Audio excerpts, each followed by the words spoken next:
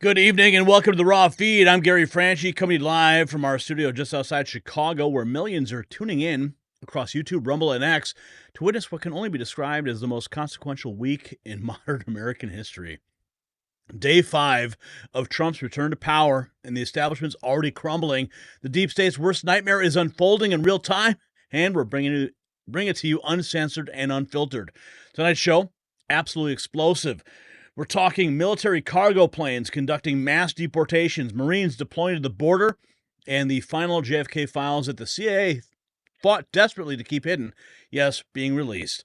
But that's just the beginning. Now, as you're watching the stream, hit the share button and text this link to everyone you know. The algorithms are trying to suppress us, but they can't stop a direct message from a trusted friend. We're also streaming live on Rumble and X. Follow us there because you never know when big tech will try to silence us next. And for our superstar viewers sending in super chats and Rumble rants, we see you. Your messages will be featured on screen between segments. And yes, super chats get priority treatment. We'll be showcasing your reactions to these unprecedented developments throughout the show. And speaking of unprecedented, we've got an exclusive interview with Joshua Masiello, the man behind the film that helped secure Trump's victory. Over 70 million views and counting. He'll tell us how they tried to suppress it and failed spectacularly. We'll also be diving into Trump's lightning response in North Carolina. While Biden's team was nowhere to be found, Trump's already got the Army Corps of Engineers on the ground. We've got exclusive footage that you won't see anywhere else. And just when you thought the news cycle couldn't get any more bizarre, the Obama-Jennifer Aniston scandal, the leaked direct messages, the secret meetings, and why Michelle's really staying out of sight. We've got the details the mainstream media won't touch. But listen, folks, the show only exists because of patriots like you. If you believe in our mission to bring you the real news, consider supporting us. The donation links in the description. Your contribution helps us bypass the corporate media gatekeepers and deliver truth directly to the American people. And for our dedicated viewers, we've just launched our channel memberships with exclusive perks. Support the show and get special recognition in the chat, plus behind-the-scenes access to the Next News Network team. And don't forget to check out our merch shop at shop.nextnewsnetwork.com. Our limited edition MAG Avengers collection is flying off the shelves. Show the world where you stand in this fight for truth. So stay tuned, because we will be exposing Trump's latest executive orders, dismantling the deep state piece by piece. The truth about these classified files will shock you. This is the Raw Feed. We're live, we're uncensored, and we're just getting started, so don't go anywhere. Let's welcome you to the show. We got Sammy. What's up, Sammy, and Heather, and Karen, and Cher, and Deb? Everyone sounding off in the chat room already. Remember to sound off with your city, your state, your location, the device. We want to know just how big the family is for the Next News Network. I guess you guys call them Gary's Gorillas? Is that what you guys call yourselves? Gary's Gorillas? We got Putthead Kenny here. We got Frank. We got Artillery Man. We got Roy Boy. Nice thumbnail. How dare you? We got Deb Noble. We've got Brand 47, Plena 3S, Lily Cow in the house. We got E-Rock Rock. We got Jay Jones, Drift Speed, Carrie Knopf. Who else is here? We've got Sure You. What's up? We got Counter Culture, Jacob and Cats 55. We got Jay and we got Trish and we got Jacob and Corey. We've got Dave Wollenberg. What's up? We've got Christina Joniel in the house. We got JS Genesis Designs. We got John Porton is here reporting for duty. We got Patrick. We've got Nancy, we got Joe Carroll, we got Lamb's Grace, we've got J.G. Snave, what's up, MAGA, Rusty Strong in Florida, Snowbird, we got Arlon, we got Edwin, we got Harry, Darlene, we got Chad in Pennsylvania, Laura, Stephen, Dexter, Jacob just joining, plus 2020, Daily Bread 7, Cotton is here. Cotton Cordell. We got Douglas and Vera in Washington State. We got Alan and Teresa Audacity. DRM in the house. We got Kay. We've got Gene, Sammy, LJ Silver, Tommy, Cody. The gang is all here on this Friday night. Are you guys ready to jump into it? I know I am. Oh, and we got $4 in super chats already? Seriously? What up? What up? Pay the man. Pay the man. This is from Aaron, dropping a super sticker. Pair character exaggerated, stretching his arm forward to offer a cup of coffee. Thank you. Appreciate the coffee. I know my wife will. I'm not a big coffee drinker, but hey, that's the way it is. We got Mrs. GM. Kat is here. Eric, Rumblebot. Who else is here? Anyone else? Who else is in the house? We've got Scotty and Deb and Walter and Tina and Shauna Gunk. Sean and Gunk. Wait, another one. Another super chat. Lego My Ego is here too. Defiant, Sammy B.A. Kim Capone Clark. $1.99. Thank you, Kim, with the words, I'm. All right. Well, I'm too. Are you guys ready for the show?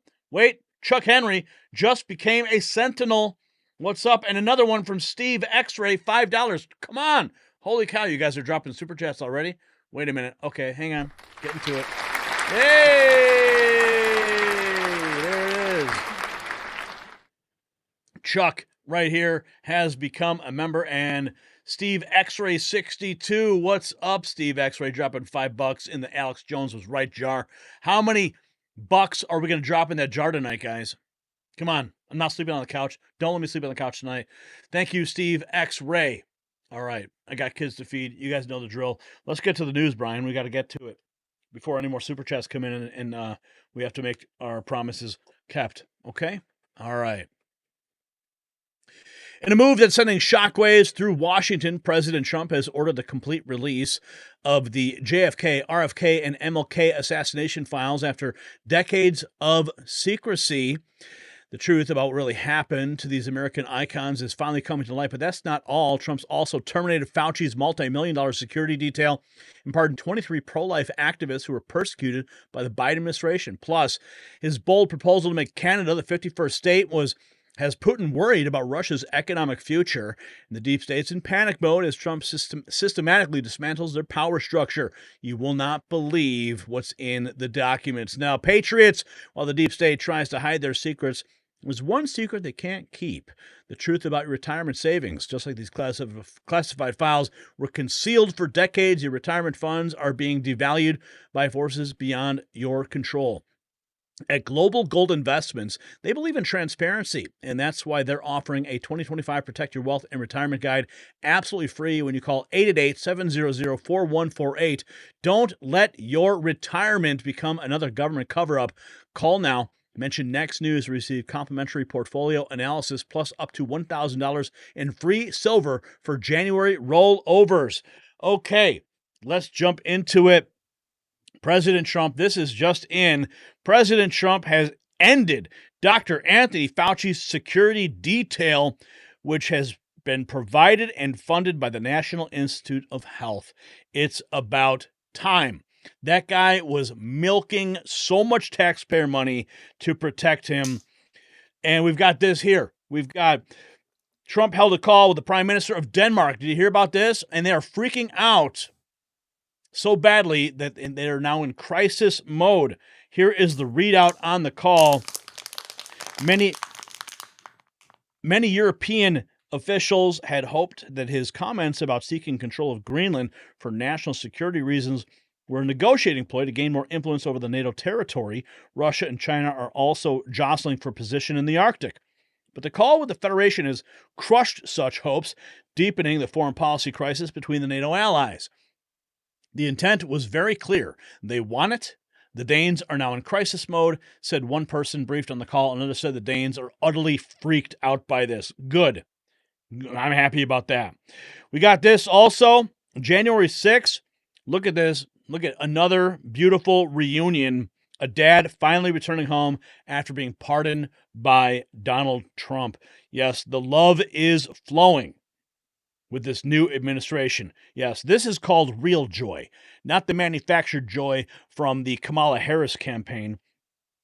Also, enforcement update arrests, 538 arrests, 373 detainers already lodged. Yes, the enforcement's for Donald Trump's ICE enforcement is happening. Now we got this. This is pure wholesome goodness. Let's see what's going on here. Justin, you are the best looking guy, and I got your message. On this one. Have lunch in the White House with Donald Trump. So when you're better, which will be very soon, you're going to come to the White House, and I'm going to be with you, and we're going to spend a lot of time together. We're going to talk about the history of the White House and even the history of our government, the history of our country, because I know you like that. But we're going to have a good time. We're going to have lunch, and you're going to bring your friends and your parents, and it's going to be something special. So get better quickly, because I really want to spend some time with you. Take care. Oh, wow. Thanks, Justin. That looks like somebody who may have fallen victim to cancer. Remember, Joe Biden said he was going to cure cancer during his administration. Well, that certainly didn't happen. But it looks like Justin is about to get the experience of a lifetime. And we have this from Il Donald Trumpo. You know, that's the satire account. I love that account. But let's see what's going on here. Fauci can hire his own security. Let's the people you talk. Would you feel partially responsible if something would happen if you say Dr. Fauci? No. You know, they all made a lot of money. They can hire their own security, too. All the people you're talking about, they can go out. I can give them some good numbers of very good security people. They can hire their own security. They all made a lot of money. Fauci made a lot of money. They all did. So. Yes, referencing Dr. Fauci. How much money did he make off the pandemic? And then we got this. Oh, this is solid gold. Yes, Donald Trump ripping Adam Schiff to shreds today. Here's more. I was told that Schiff was going to travel with us to California. I wasn't thrilled, to be honest with you. And I saw him last night on television. It looks like he got hit with a baseball bat or something. What happened to him? Something happened to him. It looked like he got hit. It looked like he got beat around. But I'll ask Caroline to find out what happened to him. No, if he wanted to come out, I would have done that. But I don't know. Somebody said that he wanted to come on the plane, but I think he's staying back for the votes. There's some pretty good votes going on. Yeah, keep Adam Schiff far away from Air Force One. And then there's also the Trump administration. Here's more details on. I think this is probably better audio than the last clip. When you work for what? The security detail for Anthony Fauci was terminated last night, sir. Do you have a comment? No, I think, when you work for government, at some point your security detail comes off. And, you can't have them forever. So I think it's very standard. If it would be for somebody else who wouldn't be asking the question. The question is very fair. But, you work for government. We took some off other people, too. But you can't have a security detail for the rest of your life because you work for government. Yeah, we'll see what happens. Would you feel partially responsible if something would happen if you say Dr. Fauci or John Bolton? No. They all made a lot of money. They can hire their own security, too. All the people you're talking about, they can go out. I can give them some good numbers of very good security people. They can hire their own security. They all made a lot of money. Fauci made a lot of money. They all did. So if they, felt that strongly, I think that certainly I would not take responsibility. What? The security. Bye-bye. Bye-bye to the government money paying for their security. Donald Trump saying no tariffs on Canada if they become the 51st state. Oh, my. Let's listen. I would love to see Canada be the 51st state. The Canadian citizens, if that happened, would get a very big tax cut, tremendous tax cut, because they're very highly taxed. And you wouldn't have to worry about military. You wouldn't have to worry about many of the things. You'd have better health coverage. You'd have much better health coverage. So I think the people of Canada would like it, if it's explained. But just to start off, they'd have a massive tax cut, and they'd have a lot more business, because then we'd let business go to Canada routinely, and there'd be no tariffs. No tariffs, yeah, if they become the 51st state. Finally, a president who is healthy enough to use the full staircase on Air Force One. America is back, baby. Democrats who heard that now scrambling to join the president's fire roundtable in California. Governor Gavin Newsom said he'll be on the tarmac when Trump arrives there later today. It follows threats to withhold disaster aid to that state until they better manage their resources. And we are watching a lot of relationships in the Trump world, a lot of relationships of trust. I communicate with a lot of folks around him, folks that have his ear and influence. I don't want. This is a sideshow, a lot of this stuff, but I know it's the show that will probably be the focus of a little bit too much tomorrow. When all I care about is what we can do together. So we're seeing the president just descend the steps of Air Force One. He's on the ground in Fletcher, North Carolina. He'll get a briefing in a hangar there from some local officials. He hasn't telegraphed much about what overhauls to FEMA he's planning, but it follows criticism that this agency's been biased against Republicans. You'll recall that they had to fire an employee on their hurricane relief team for telling responders not to visit Florida homes that had Trump yard signs after Hurricane Milton. There was a lot of criticism over FEMA's response to this hurricane in Asheville. Oh, yeah, baby. America is back. Donald Trump using the big boy stairs. Okay, what else have we got on the list? We've got this. Okay, praise God. President Trump plans to pardon the pro-life activists who were imprisoned by the Biden regime. So right now, I'm about to drive my wife to a federal facility she has to surrender herself there. And this is due to the Harris-Biden administration. And any husband in this country, you know, anyone that's married knows, any mother, any father knows that separation from your loved one, separation from a mother and a daughter at 2 years old is traumatic, and no American citizen should have to experience this in this country. Obama has the audacity to speak to black men and tell black men they need to vote for Kamala Harris, when Kamala Harris administration is separating me from my wife and my wife from her daughter at 2 years old for unlawful assembly. My wife is facing 3.5 years for unlawful assembly and federal time, y'all. Okay, federal time. And it's devastating for our family, but we're going to get through this. But I want people to know in this country, mothers, fathers, single mothers, that this cannot be tolerated. And you should not vote for Kamala, because voting for Kamala would do things like this. Well, thankfully, Kamala didn't win. And now Donald Trump is going to be pardoning those folks. Here is something. You'll never hear about this pardon on the mainstream media. God bless Donald Trump. Let's listen. Trump pardon. So did y'all hear about this? No, you didn't hear about it. You know why? Because it makes Trump look good. They don't want anything to make Trump look good. Trump pardons pro-life activist Beverly Williams, who was imprisoned by the Biden administration for protesting outside abortion clinic. This lady been in prison or in jail all this time. Kamala didn't make a peep about this. She didn't talk about it in her speeches. All she wanted to do was bring out Megan Thee Stallion and Glorilla to twerk and give Beyonce all y'all money that y'all donated. I ain't talking about y'all, but the people who don't like my videos, the ones that come over here creeping like roaches and come and tell me about myself, tell me I'm not black enough. Well, she must have wasn't black enough for y'all, because y'all didn't even care about her being locked up. Well, now she's free. Thank you, God, and thank you, Trump, the non-racist president. Yeah, baby. The non-racist. So did y'all hear about this? Yeah, we heard about it now. Thank you, President Trump. He's on a roll. We are only at day 5. Oh, I think we've got the actual footage here. Oh, God bless him. God bless him. Exercising their first. Next, we have a set of pardons for peaceful pro-life protesters who were prosecuted by the Biden administration for exercising their First Amendment rights.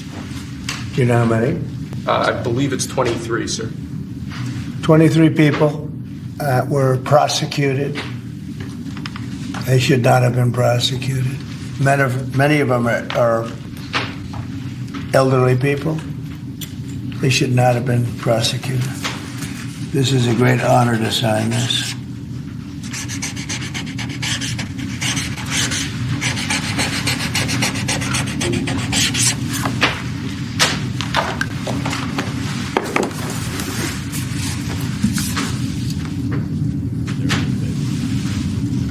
They'll be very happy.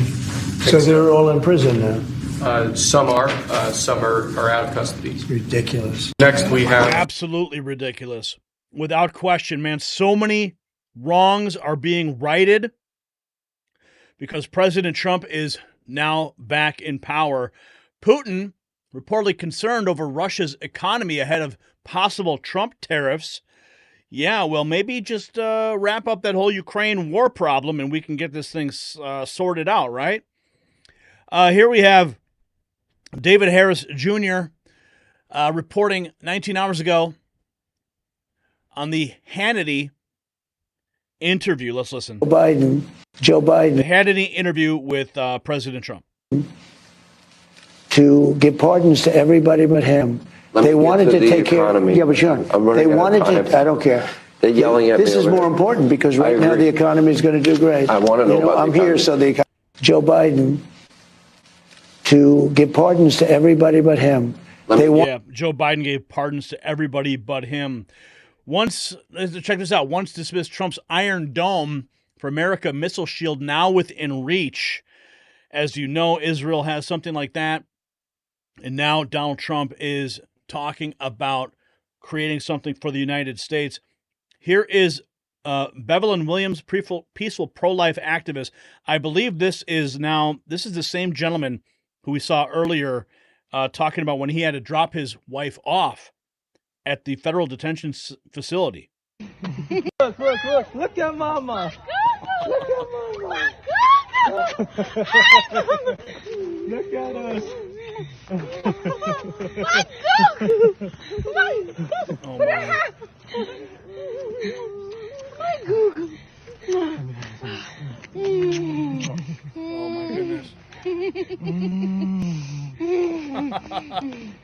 Get a room, bro. Get a room, bro. Yeah. Woo!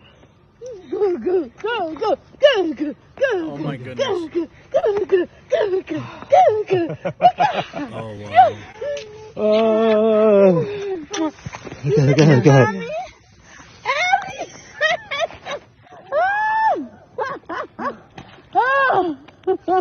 ahead. Oh man. You still smell good. You still smell good. It don't matter if you're in the pit of hell. No, nobody gonna smell good. No, girl, you know how you gonna say. Oh man, there's gonna be a lot of moments like this. I mean, this is the most beautiful time to be alive in the United States right now, friends. And then we got this. This is interesting. 10 hours ago, Insurrection Barbie. A reporter explains that during the Biden years, when he was at the White House, there was never a Marine in front of the Oval Office, but now there is constantly a Marine in front. Wonder why. Comparison, an observation that I have made, given the fact that I've covered the Biden administration throughout the week, throughout the weekends. Generally speaking, there is a Marine standing outside the Oval Office whenever the president is in there working. The last 2 days here, today and yesterday, myself being at the White House, that Marine is constantly outside the Oval Office, signaling that the president is in there working for the American people. The Marine was never out there during the Biden administration. It was a very rare occurrence. If you did, the Marine was out there. It was very rare if it was, but by comparison, the Marine has always been out here the last 2 days. And when a lid was called yesterday, the lid was called around 7, 8 o'clock yesterday, the Marine remained out there after the lid was called, signaling that Donald Trump was working late into the night for the American people. Meanwhile, by comparison, lids during the Biden administration were routinely called at 11 a.m. I have to say, when the commander-in-chief, when the boss in charge is outworking everyone, it sets a totally different standard for the entire country, all of the employees. I mean, think about it. When you work at a corporation and your boss is the first person in, the last person out, everyone better be working hard. Yeah. America's back, baby. America is back. Okay, what else have we got here? We've got this clip. This came in from Trump laying out 2 conditions for Los Angeles and all of California to follow after being asked about potentially withholding disaster aid. Let's listen. After that, I will Oops. The great funding to Los Angeles because of its sanctuary city policy? I want to see two things in Los Angeles: voter ID, so that the people have a chance to vote, and I want to see the water be released and come down into Los Angeles and throughout the state. Those are the two things. After that, I will be the greatest president that California has ever seen. I want the water to come down and come down to Los Angeles, and also go out to all the farmland that's barren and dry. You know, they have land that they say is the equivalent of the land in Iowa, which is about as good as there is anywhere on earth. The problem is it's artificial because they artificially stop the water from going onto the land. So I want two things. I want voter ID for the people of California, and they all want it. Right now, you don't have voter ID. People want to have voter identification. You want to have proof of citizenship. Ideally, you have one-day voting, but I just want voter ID as a start, and I want the water to be released, and they're going to get a lot of help from the U.S. Thank you very much. I'll see you in a little while. Let the water flow. Oh, yes, baby. Let the water flow. We've got even more. Check this out. President Trump, of course, as you saw, has canceled Fauci's security detail. According to Jordan Schachel, Fauci had $15 million in U.S. Marshals and a fully staffed detail. When that ended, NIH clandestinely used taxpayer money to fund private detail for Fauci, who has around $20 million in his bank account. We're also learning this. Doge. I love the Doge. Doge could cut $2 trillion by targeting waste in Medicare and Medicaid, reducing defense spending, eliminating federal subsidies, streamlining bureaucracy. Significant cuts in discretionary and mandatory spending are key. Uh-oh. Speaking of cuts, what do we have here? We have a federal employee. Oh, a federal employee upset about Doge and DEI being abolished. Cry me a river. Related to DE. As a government employee, what's so ironic about all of this shit going on with Trump making us go in person 5 days a week to promote efficiency, and also establishing the Wait a minute. Is she complaining about going to work? Is she complaining about going to work? I think she is.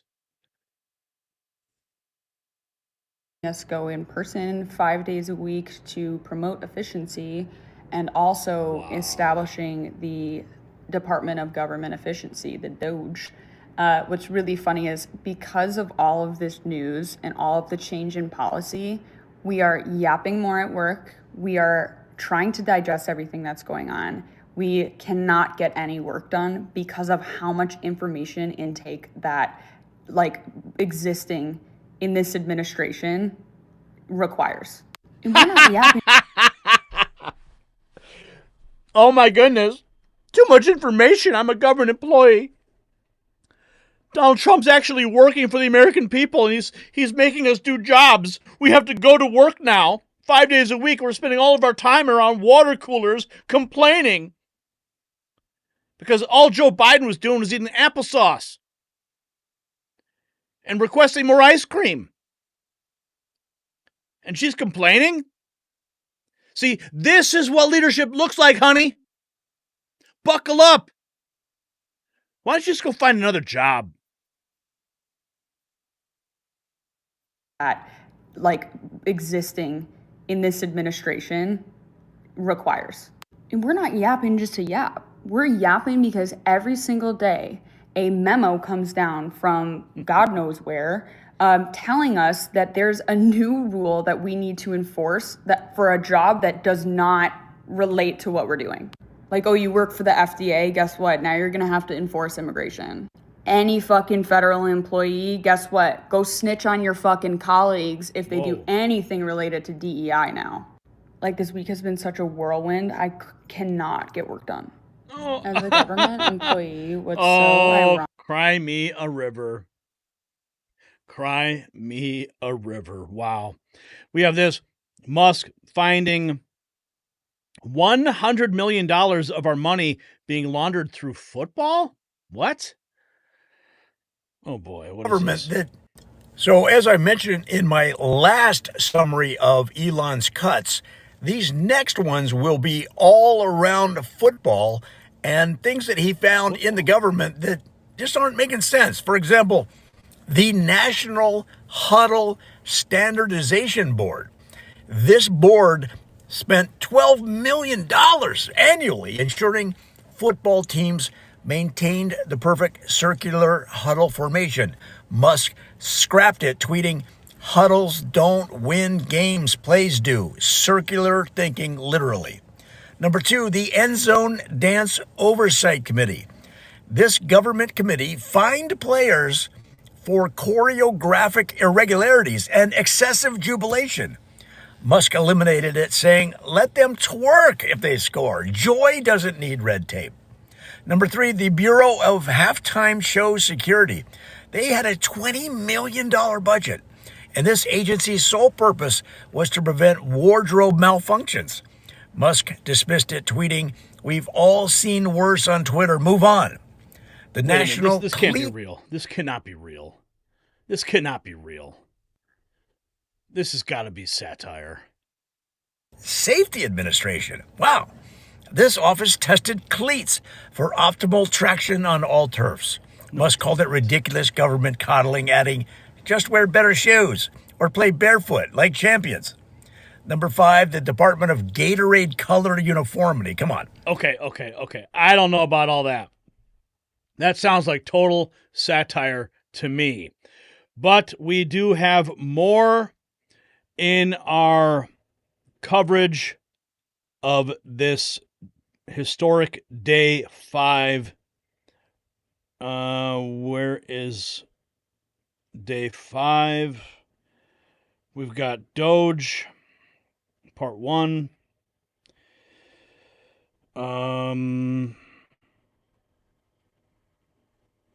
I think we have this. Oh, here it is. Yes, my bad. Okay. Sorry, I got sidetracked there for a second, but we have this for the woke DEI. Speaking of that a government employee. Today, the Department of Education has put an end to Joe Biden's book ban hoax and affirmed that schools, parents, and boards have the right to remove inappropriate books. Another win for sanity. By dismissing these complaints and eliminating the position and authorities of a so-called book ban coordinator, the department is beginning the process of restoring the fundamental rights of parents to direct their children's education, said Acting Assistant Secretary for Civil Rights Craig Traynor. The department adheres to the deeply rooted American principle that local control over public education best allows parents and teachers alike to assess the educational needs of their children and communities. Amen. And then we've got this from Dinesh D'Souza. Way, Democrats continue to push the envelope on all this until racial preferences have suffused not only our academic sector, but really the whole society. So Trump is taking an axe to something that has grown in a very profuse way in our institutional culture. But I'm delighted to see that he's going to the very beginning of it. He is chopping off ultimately the root, as I mentioned, and I'm hoping that with that, slowly, but ultimately the whole tree will begin to shake and perhaps in the end even to fall. Democrats continue to push. What else have we got here? Costco has decided to keep its diversity, equity, and inclusion policies, standing firm against opposition, highlighting their commitment to inclusivity amidst a broader debate on corporate DEI initiatives. So Costco's not backing down. What's going on here? Is this DEI in action? What? Yeah, that's what happens when you hire people who aren't qualified. They miss the target. Also, a female cop shooting a guy in the leg with his own gun during a traffic stop. Yes, this is more DEI in action. This is a police body cam. I don't know if we can show all of it, but here we go. I'm not going to show it because, oh, there's the gun. Bye-bye. U.S. Department of Education is taking action to eliminate DEI initiatives. This is the official post from the U.S. Department of Education. This is the first step in reorientating the agency towards prioritizing meaningful learning and implementing President Trump's vision to reform education. Let's go, baby. Speaking of DEI, yes, it does have its consequences. The Philadelphia mayor doesn't even know how to spell the word Eagles. How sad. Let me hear you all say E-L-G-L-E-S, Eagles! Let's go, Birds! Let me hear you all say... Oh, that's embarrassing. That is utterly embarrassing. Trump has ended this woman's environmental justice gig with his DEI ban. Training about... Okay. So today I was supposed to be leading a training about environmental justice for a national agency, but it was canceled an hour before it started. Why? Well, because the new federal guidelines from the Trump administration ban not only DEI trainings, but also any trainings or programs about environmental justice. And they're not stopping there. These policies go further, rolling back protections for our water, land, opening the floodgates to drilling, silencing those that are fighting for justice in any form. And to make matters worse, they're demanding a list of contractors like me who provide DEI and environmental justice trainings. And to be honest, it's terrifying. Oh, I'm so sorry about that. Oh, my heart goes out to you. It goes out to you. I'm so sad. If you remember, here are some of the remarks from Donald Trump on his glorious inauguration day that we're still celebrating. Race and this week, I will also end the government policy of trying to socially engineer race and gender into every aspect of public and private life.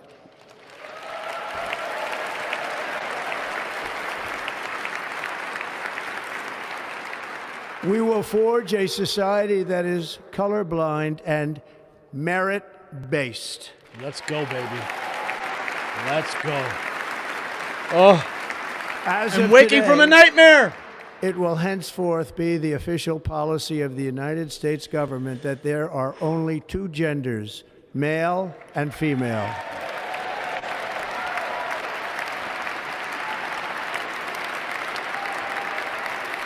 YouTube's going to have to update their terms of service. This week. What else have we got here? Oh, did you check this out? There are 0 DEI hires in Trump's security detail. Remember the video from Butler where the assassination attempt occurred? Those completely out of shape women protecting him?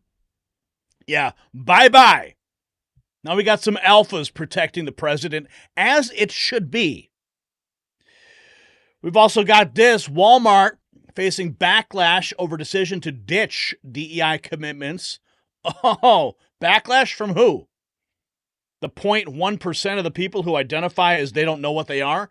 And then we've got this, liberal clap, 6 hours ago. A huge win. Never thought woke Target would demolish their DEI. Unless they're lying and rebranding it, right? Okay, so next time you go to Target, you won't have to avoid the Pride section, perhaps. Okay, Christopher Rufo. Target is abolishing its DEI programs. The dominoes are starting to fall. This looks like an official statement from Target. Throughout 2025, we'll be accelerating action in key areas and implementing changes with the goal of driving growth and staying in step with the evolving external landscape. I love this corporate speak. We will continue to monitor and adjust as needed. Current actions include concluding our 3-year diversity, equity, and inclusion goals. Concluding our racial equity action and change, which is otherwise known as REACH initiatives in 2025, as planned. They're claiming it was all planned, right? Ensuring our employee resource groups are communities fully focused on development and mentorship. These communities will continue to be open to all. Further evaluating our corporate partnership to ensure they are directly connected to our roadmap for growth, stopping all external diversity-focused surveys, including HRC's Corporate Equity Index. Oh, thank you, Jesus. The HRC Corporate Equity Index has been one of the biggest pressure points for these corporations. They would they would contact these corporations. Say, well, your equity index is pretty low because you don't have a bathroom for so and so or whatever, So thankfully that's gone. What's this here? This last one. Evolving our superior diversity team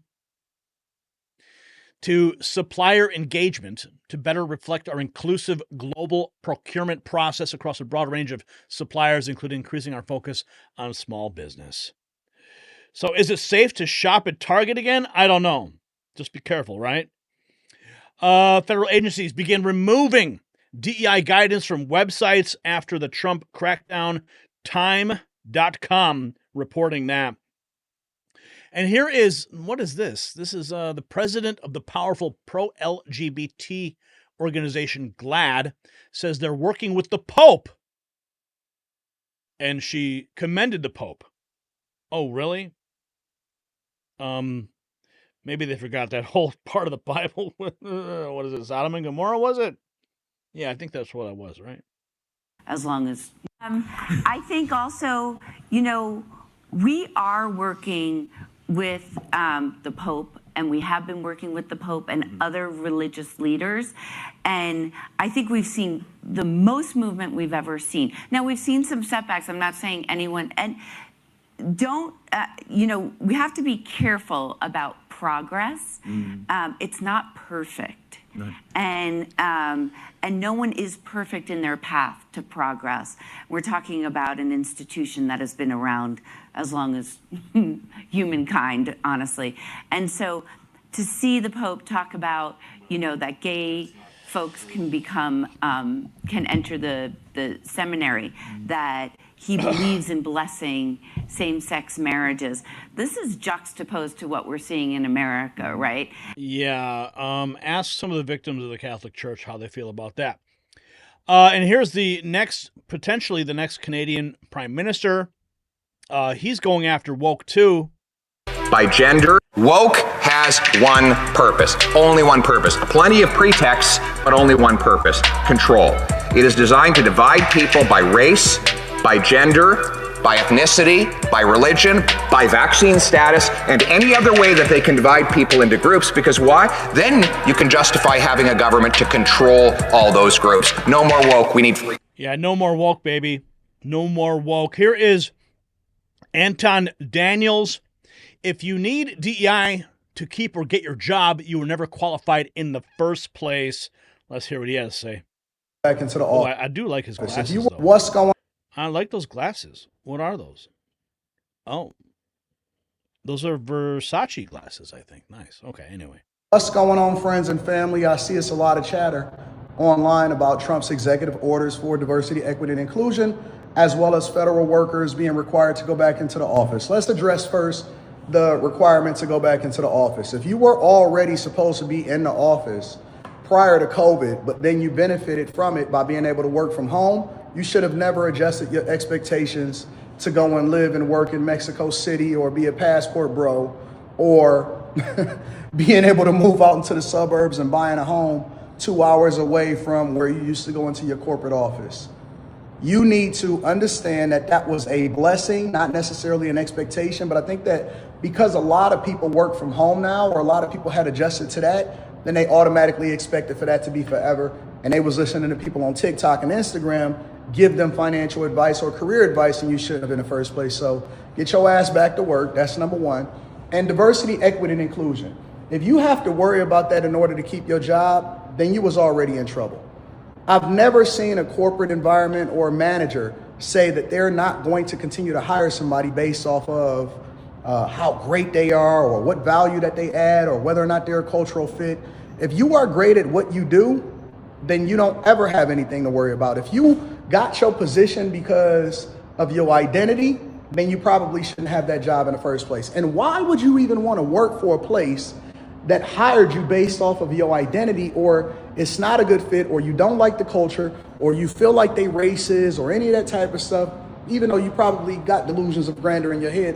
Why would you want to work for a place like that in the first place? Wouldn't you want to more or less go with an organization that aligns with your ideals and values and whether or not you're a cultural fit in the first place?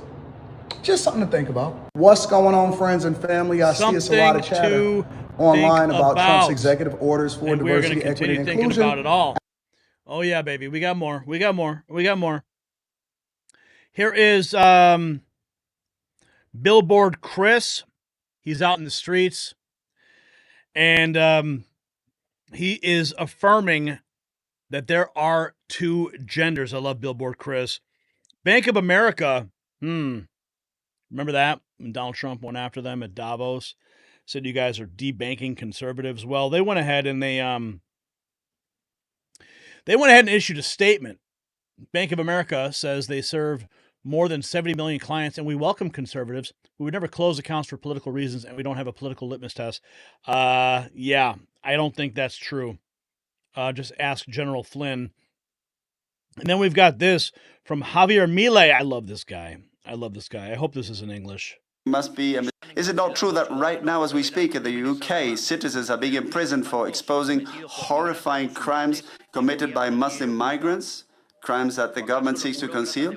Or didn't the bureaucrats in Brussels suspend Romania's elections simply because they didn't like the party that had won? Faced with each of these discussions, wokeism's first strategy is to discredit those of us who challenge these things, first by labeling us and then by silencing us. If you're white, you must be racist. If you're a man, you must be a misogynist or part of the patriarchy. If you're rich, you must be a cruel capitalist. If you're heterosexual, you must be heteronormative, homophobic, or transphobic. For every challenge, they have a label, and then they try to suppress you by force or through legal means. Because beneath the rhetoric of diversity, democracy, and tolerance that they so often preach, what truly lies is their blatant desire to eliminate dissent, criticism, and ultimately freedom, so they can continue to uphold a model in which they're the main beneficiary. Is it not true? Love it, baby. I love it. Wokeism is dying on the international stage. The ATF, we brought this to your attention the other day. The ATF is accused of circumventing Trump's order to place DEI staff on paid leave. The woman you're seeing there in that picture, she was the head of the Diversity, Equity, and Inclusion Department at the ATF, and they just simply changed her title to try to get around Trump. Well, that's not going to last.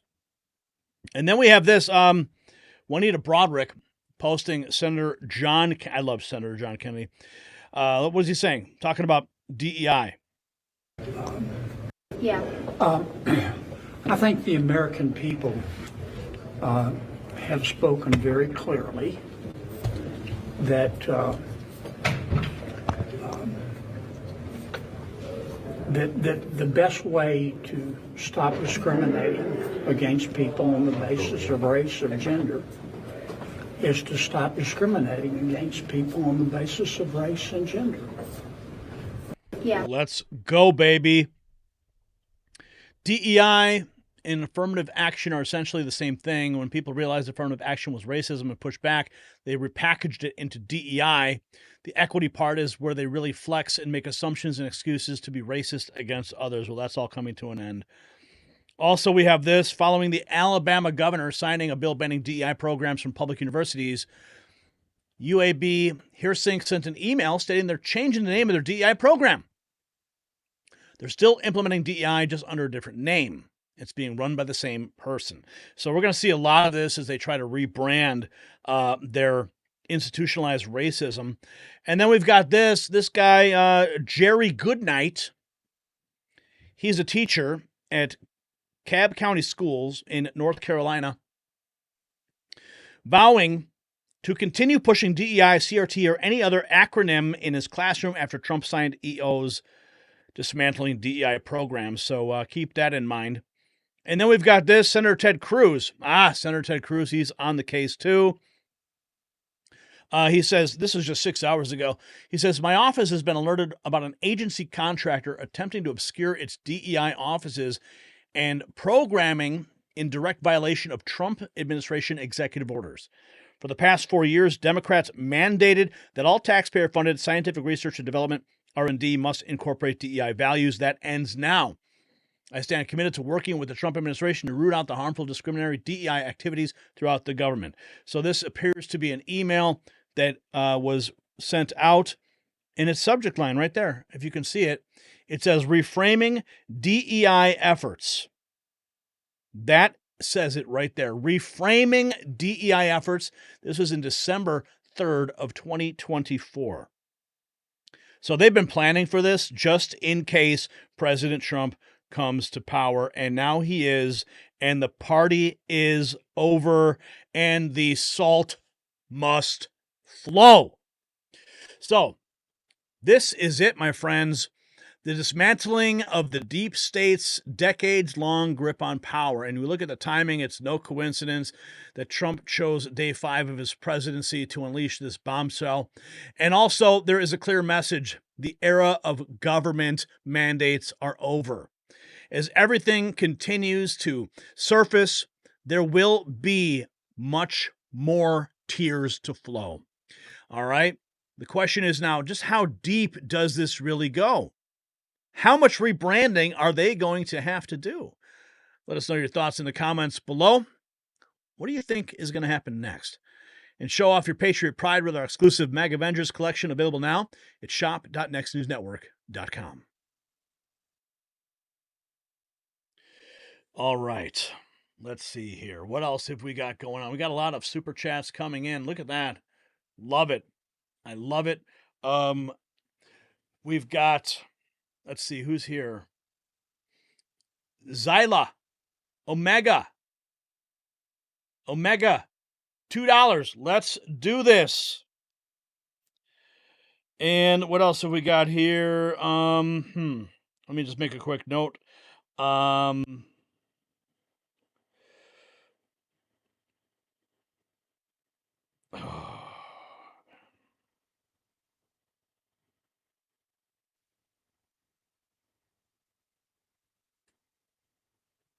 Okay. We've got Omega Drone, $2. Let's do this. We got Zyla with £5 I love saying that. Hi, Gary from the UK, wishing we had Trump. Well, maybe someone will rise. We got Nordblood 452, $10. Thank you. What's up? Thank you. Saying thank you for your honest news. Born in North Carolina, I live in Florida. We also got The Price is Right review. Good evening, Gary. Where can we get the JFK MLK files? I hope to download, read, and unpack it, then expose our government's darkest past. Great question. Okay, go back to our video. We published it yesterday. There's a segment in that video that explicitly explains how you can get access to those files once they're fully released. Remember, those files are going to be, there's going to be like a time period where they're going to try to figure out how to release everything. And once it's a 15-day period, and then after that, they have 45 days to implement that program. Archives.gov is the place where you're going to go. But go check out our last video on this topic from, I believe it was yesterday, or maybe it was published this morning, and you'll have more information. Okay. What else? We got Linda Lane. What's up, Linda? Next News is the best. Yes, we are. That's a true and correct statement, Linda Lane. I appreciate that. We're now at $84.24. Where are we going to hit tonight? What should our goal be? And then we got Lightseeker dropping a pair character, looking at himself in the mirror saying, thanks for being with you, and hearts popping out of his eyes. Thank you, Lightseeker, for that. And also Chris Adams dropping $10. What's up, Chris Adams? Just a simple $10 in the jar. We thank you so much for that. Just want to make sure I get everything updated as it should be in our system here, and we will continue to move forward. Okay. All right. Let's see. President Trump. This is the President Trump. Oh, yeah. Lots of big things happening in North Carolina. Finally, a president that knows what the hell he's doing. Thank God. All right. Todd, did you get that note I sent you? All right, let's go. While Biden's administration turned their backs on North Carolina, President Trump is taking decisive action in the wake of Hurricane Helene. Within just 2 days, Trump ordered the Army Corps of Engineers to rebuild critical infrastructure and sign an executive order slashing all red tape for reconstruction. He's even suggesting FEMA's slow response may have been politically motivated. But here's what's really turning heads. Trump's new condition for California aid: implement voter ID. That's right, the contrast couldn't be clearer. Real leadership versus bureaucratic paralysis. Watch as Donald Trump transforms disaster response in real time. And just like Hurricane Helene exposed North Carolina's vulnerable infrastructure, today's economic storm is exposing the weakness in your retirement portfolio. While FEMA failed these communities, Global Gold Investment stands ready to protect your financial future. Don't let your retirement savings get washed away by inflation and market uncertainty. Call 888-700-4148 and receive your 2025 Protect Your Wealth and Retirement Guide absolutely free. When you mention Next News, you'll get complimentary portfolio analysis plus up to $1,000 in free silver for January rollovers. Build your financial storm shelter today. Okay, let's get this party started. Finally, relief is coming for the people of North Carolina. A reporter asked President Trump why he invited Adam Schiff to North Carolina after calling him scum, and his response is legendary. Listen. Cheaper, but I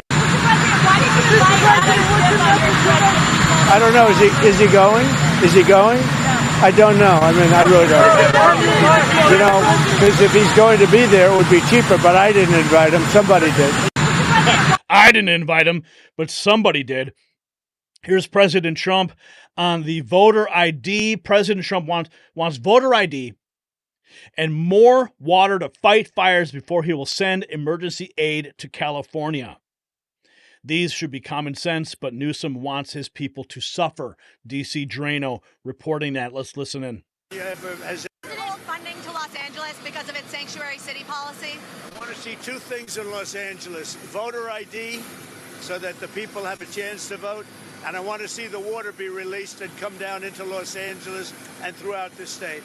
Those are the two things. After that, I will be the greatest president that California has ever seen. I want the water to come down and come down to Los Angeles and also go out to all the farmland that's barren and dry. You know, they have land that they say is the equivalent of the land in Iowa, which is about as good as there is anywhere on earth. The problem is it's artificial because they artificially stop the water from going onto the land. So I want two things. I want voter ID for the people of California, and they all want it.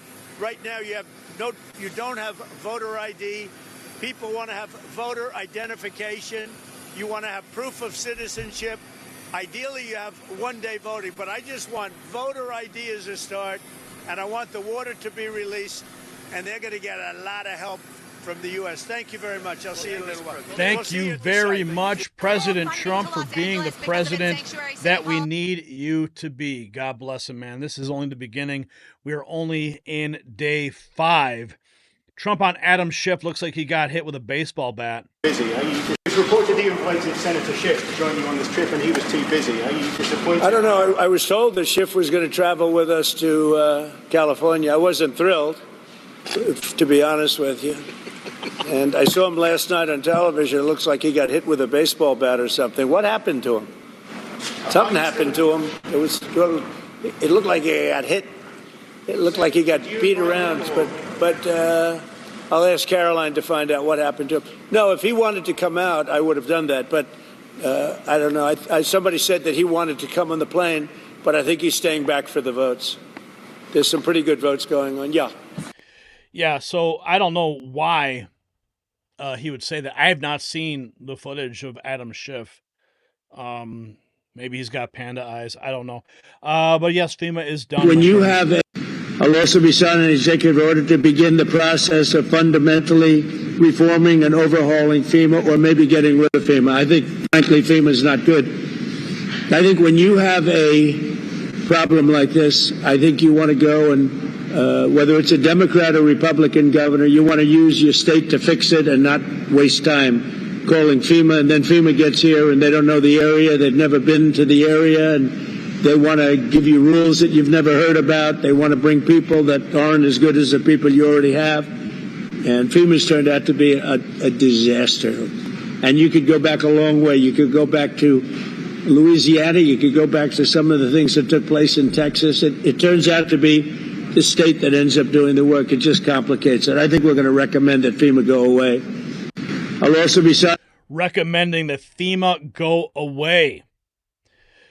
And then we have this. Okay, what's this? If you ever want to know why I voted for Donald Trump, look at Western North Carolina. Who is this woman? For Donald Trump. If you ever want to know why I voted for Donald Trump, take a look at Western North Carolina. In 4 months, our past administration couldn't do anything for these people for the hurricane that hit them on September 24th of 2024 this year. These people lost their homes. They lost their cars, their stores. There was no Walmarts to go and replace things. There was no Lowe's to go and get tools at. They lost their family. They lost everything in this flood. It took everything from them. It wiped out entire towns. And our past administration had the nerve to cut them a $750 check and wipe their hands, walked away. These people went in the freezing cold, sleeping on the grounds in tents with their babies.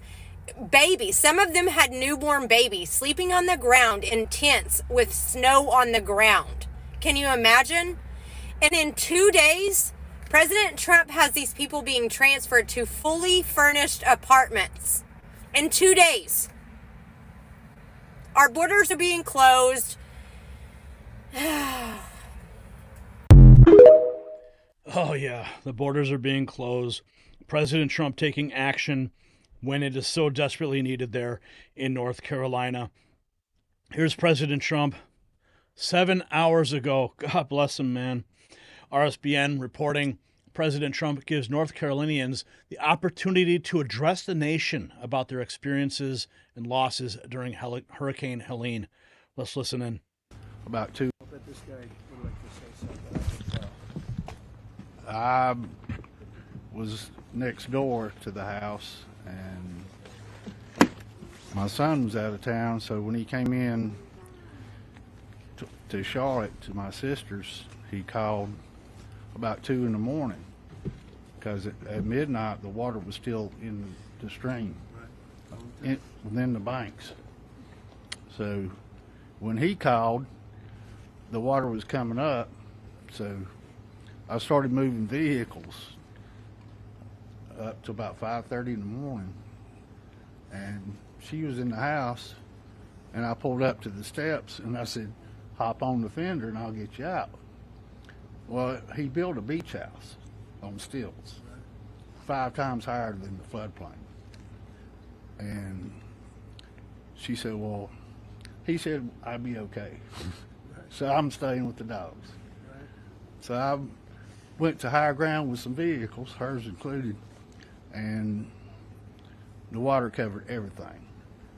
But I'd already seen it come around both sides of my place, so I got my blind and deaf dog and a bag of valuables and took up off the side of the hill behind my house, and then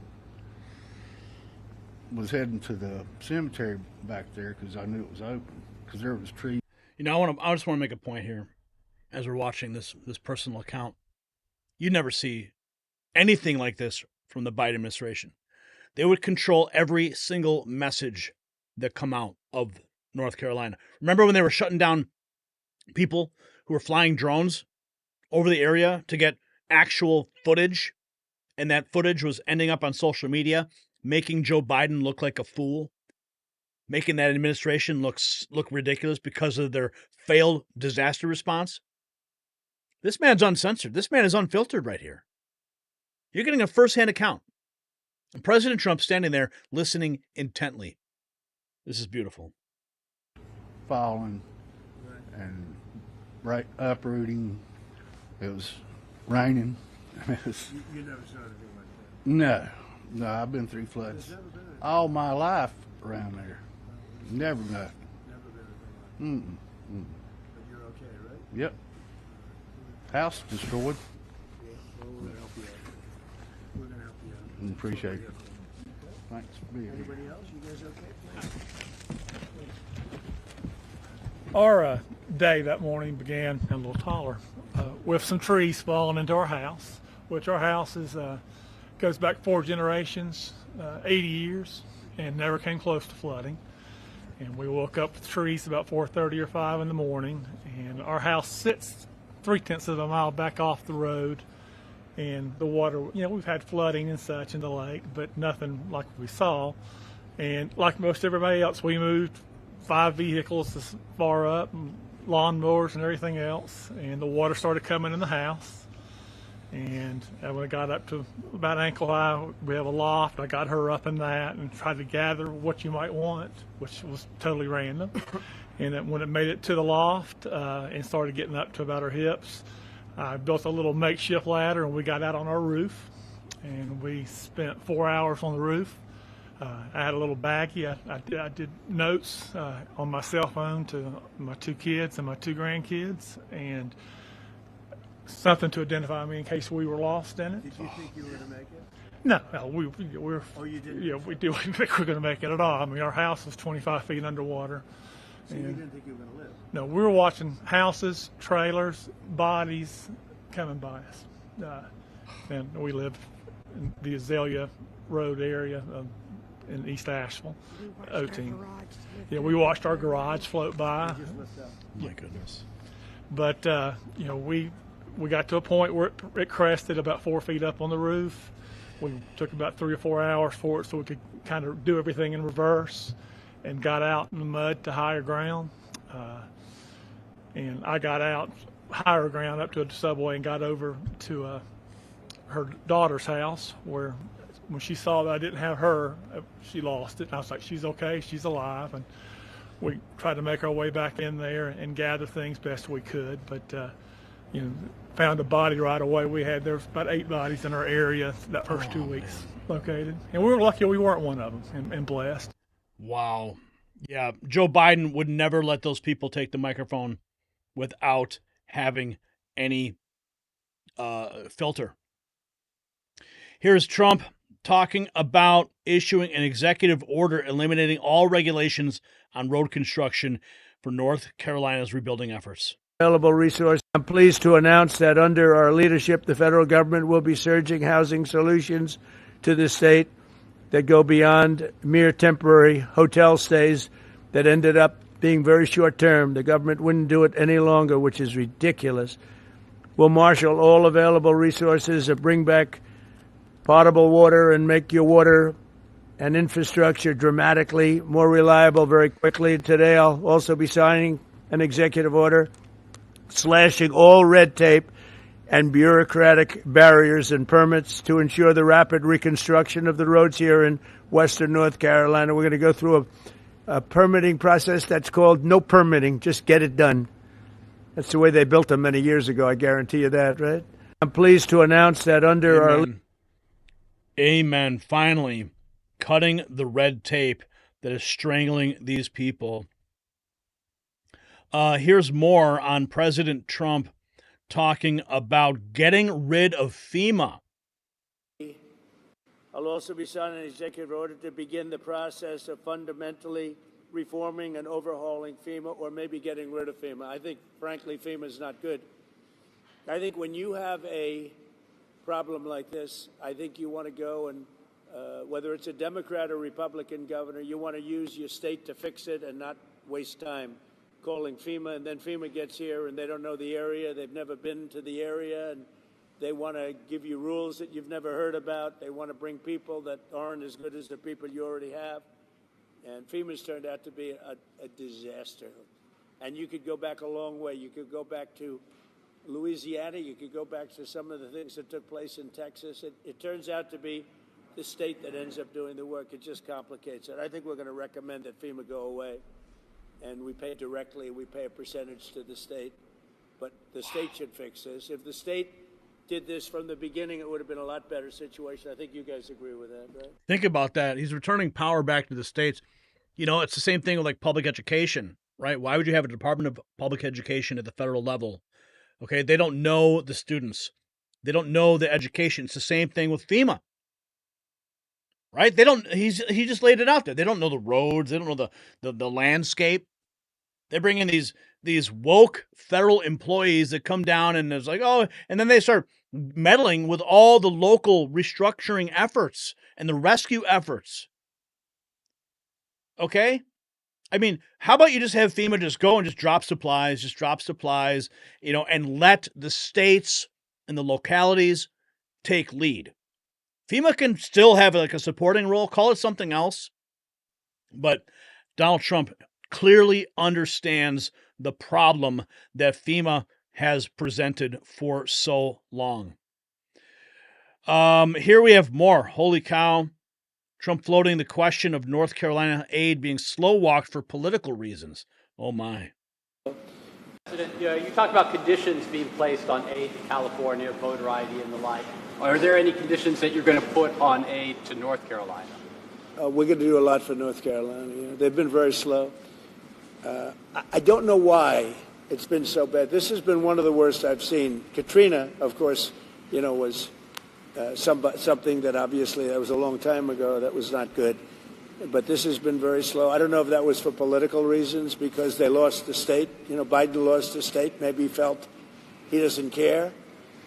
Maybe there were other reasons. I don't know. But this has been very slow. By any standard, this has been very slow. And we're gonna make up for lost time.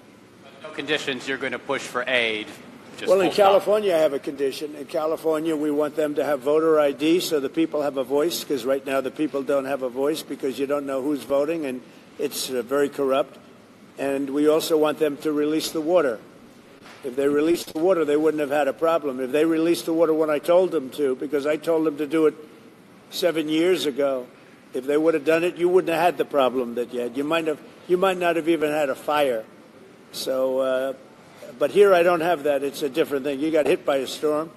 The people are incredible. They worked really well. Franklin was fantastic, and other groups. By the way, other groups came in that were also fantastic, and other states came in. Tennessee and a couple of others came in, and they really helped. That's the way it's supposed to be. No, this is a different kind of a. He's talking about Samaritan's Purse.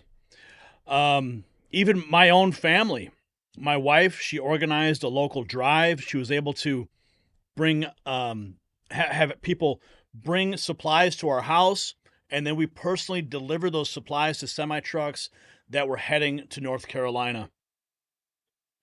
Here we have, this is from, looks like Real America's Voice. I want more questions like that. A very professional reporter.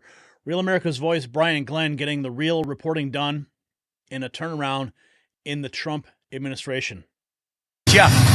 A lot of Americans think that this is symbolic of what your campaign was all about. America first, putting your priorities to Americans, even going to California where their policies might have been one of the biggest reasons why they've had these problems, but you're putting the American people first. Your thoughts on that? We are. Thank you. I like that question. Boy, I want more questions like that. That's even a statement. Thank you very much. He's a good man, that guy. And he's also a very professional reporter, I have to say. Thank you very much. Yeah, we're putting America first. We're putting, in this case, North Carolina and California. We're going to do a good job in California. That is a disaster like, I don't know if we've ever seen anything like it, frankly. They say the biggest in the history of California. I think, has anything bigger than that happened in the whole country ever? It looks like, I don't want to say what it looks like, but you know what I'm going to say. It looks like something hit it. And we won't talk about what hit it, but it is a bad, bad situation. A lot of Americans think. Wow. The tide is changing, like literally. Historic first trip for President Trump as he lands in North Carolina, taking the big boy stairs because he can handle it. And this is from Matt Wallace. Pay attention to the woman behind Trump. Why? What's going on here? Working with the thought I was going to California. I said, no, I'm stopping in North Carolina first because they've been abused by what's happened. I mean, it's terrible. It should have been done. It should have been, a lot of things should have happened that didn't happen. So we're here. We're going to fix it out. we're working with the gentleman behind me, and you know who they are, and we're going to fix it. And we're going to fix it as fast as you can. It's a massive amount of damage. FEMA has really let us down, let the country down, and I don't know if that's Biden's fault or whose fault it is, but we're going to take over and we're going to do a good job. Pay close attention to the woman behind Trump. Well, the woman behind Trump is Melania, and she looks like a boss, by the way. This is the video of them coming down the stairs on Air Force One because Donald Trump knows how to do it. This is a day ago. This was published by Bill O'Reilly. Joe Biden's legal troubles apparently are growing. Major interview with James Comer. Let's listen. The way it should be. And we, the people, pay. Well, President Trump tomorrow going to North Carolina, California, Vegas. He's got to fix FEMA. It's not operating the way it should be. And we, the people, pay into this emergency fund to help our fellow citizens. And poor people in western North Carolina got hosed. People in Florida, now out in California. And we got to be able to deliver services to them. And FEMA's got to be redesigned top to bottom. So I think President Trump knows that. And I'm glad he's going to boost the spirits of the folks in North Carolina and hopefully in LA where there's more fires. And we'll keep an eye on that. It'll be interesting to see how Newsom behaves out there, or if the Trump people say, don't even bother to show up, Governor, which they have the power to do. So Newsom can't just intrude. Right? So we're on all this. Thank you for watching The View. Bill O'Reilly, what's up, man? Good to see you. Yeah, Bill O'Reilly knows what's up. Never forget what the Democrats didn't do for us. Margot pointing out, North Carolina, it's time for you to start winning too. You've been overlooked for far too long. Look at this disaster. Well, that's going to change. Donald Trump is on the ground and in North Carolina. Let's see, we have more from that. Well, thank you very much. It's a little cold outside, but you're getting used to the cold. And one of the things that are very important to me, and one of the reasons I'm happy that we won so convincingly, is to help North Carolina get fixed up. They supported us in record numbers, and I'm supporting them in record numbers too. And they had me set. I wanted to go to Los Angeles and see what was going on with California, why they aren't releasing the water. Millions and millions of gallons of water. They're sending it out to the Pacific. Someday somebody's going to explain that one. In the meantime, they have no water in Los Angeles where they had the problems. So we're going there. But I said, well, what about North Carolina? Well, you could do that. No, I can't. I said, we're stopping in North Carolina first, and then we're going to Los Angeles. And we just appreciate the outpouring of love that we've had here. Laura was, as you know, very instrumental in the campaign. And she lived here and is loved, and we appreciate it. And Michael Whatley has been incredible, wherever Michael is. Hello, Michael. Michael Whatley has been great, and your congressmen have been great. And what we thought we'd do is take a quick look around. First, we wanted to do this. I want to say that we're very disappointed in FEMA. Your new governor, it's not his fault. He's brand new to the whole situation. But we're going to work together with the governor. We're going to work together with the senators, but really we're going to work a lot with your congressmen, especially the three that are in the area, and Michael Whatley. And I'd like to put Michael in charge of making sure everything goes well. And Franklin Graham has been unbelievable. We've made a big contribution to Franklin, and we'll continue to do so. But I've been hearing nothing but praise for the job that Samaritan's Purse has done with Franklin, and we appreciate it. Where is Franklin? He's around here someplace. And that good-looking guy, he's always been a good-looking guy. His father was a good-looking guy, too, I'll tell you. We loved his father, right? I saw his father in the latter years, and I said, well, he doesn't have long to go. He was having a hard time, and he lived about 3 or 4 years after that, right? He was, they say it was good stock. He had the ultimate good stock. But I want to thank you, frankly. You've been fantastic here, and everywhere he goes, he's always the first one I see. People don't realize it, how good it is. A lot of people, they go, well, maybe it's for the people that he's got, and you guys know because you're here, but the people that he's got have done amazing work. Oh, man.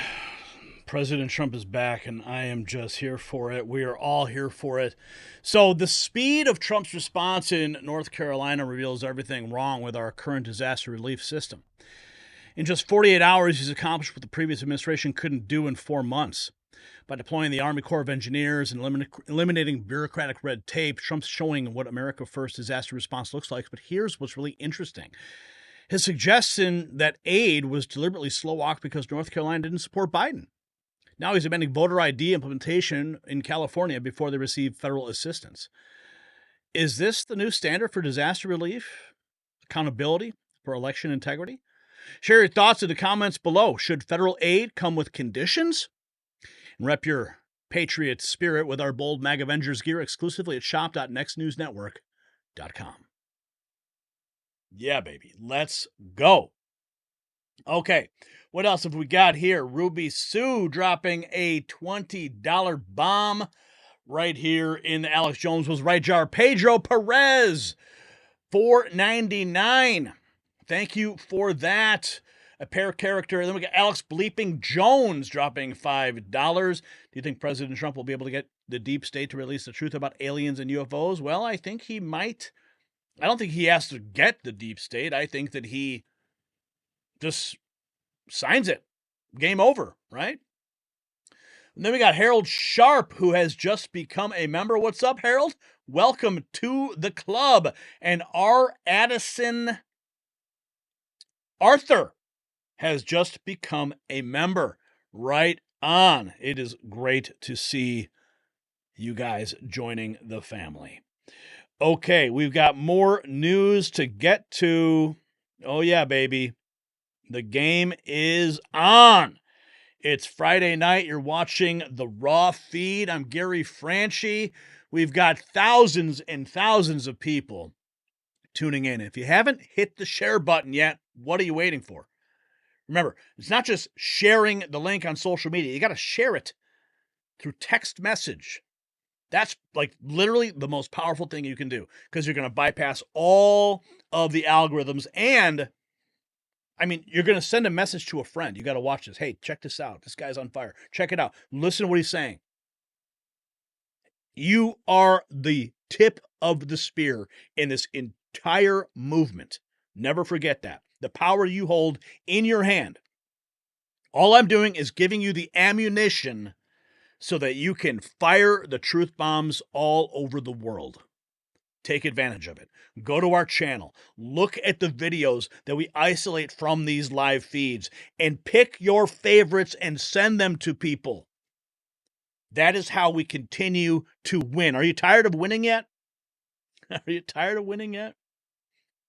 I'm not. All right, let's get it on.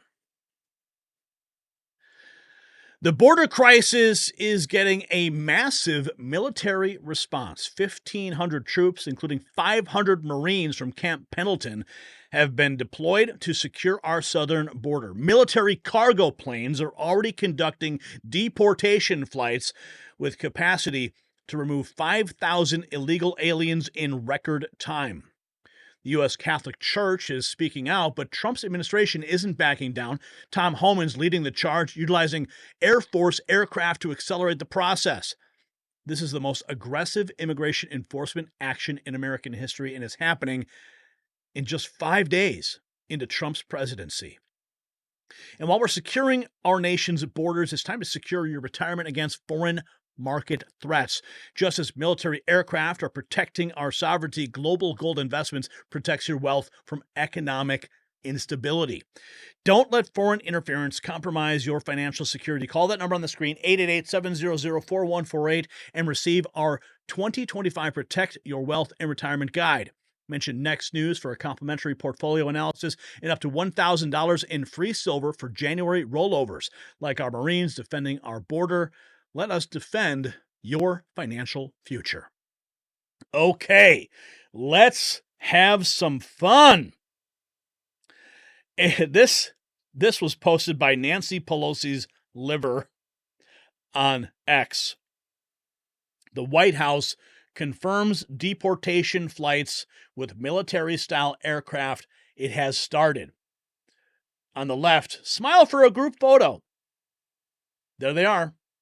Oh, and the picture on the right, of course, that's not actually happening, but it does reflect the sentiment of many people. And we're just finding out there's a new bill proposed in Mississippi. It would pay $1,000 to bounty hunters for each successful deportation of an illegal that they help facilitate. Here's a local report on that. You won't hear this anywhere in the mainstream press.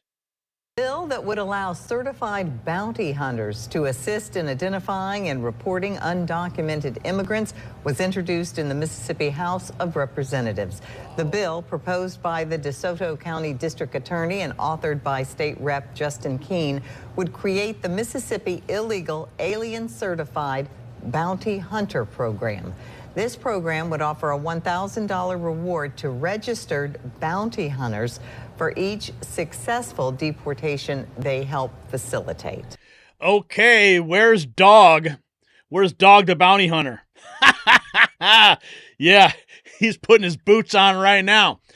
And we're finding out this from Johnny Maga 4 hours ago. ICE agents raided a seafood market in Newark, New Jersey, fingerprinting and serving numerous people court dates, arresting 3 with no paperwork whatsoever. Naturally, the mayor came out and said he's appalled.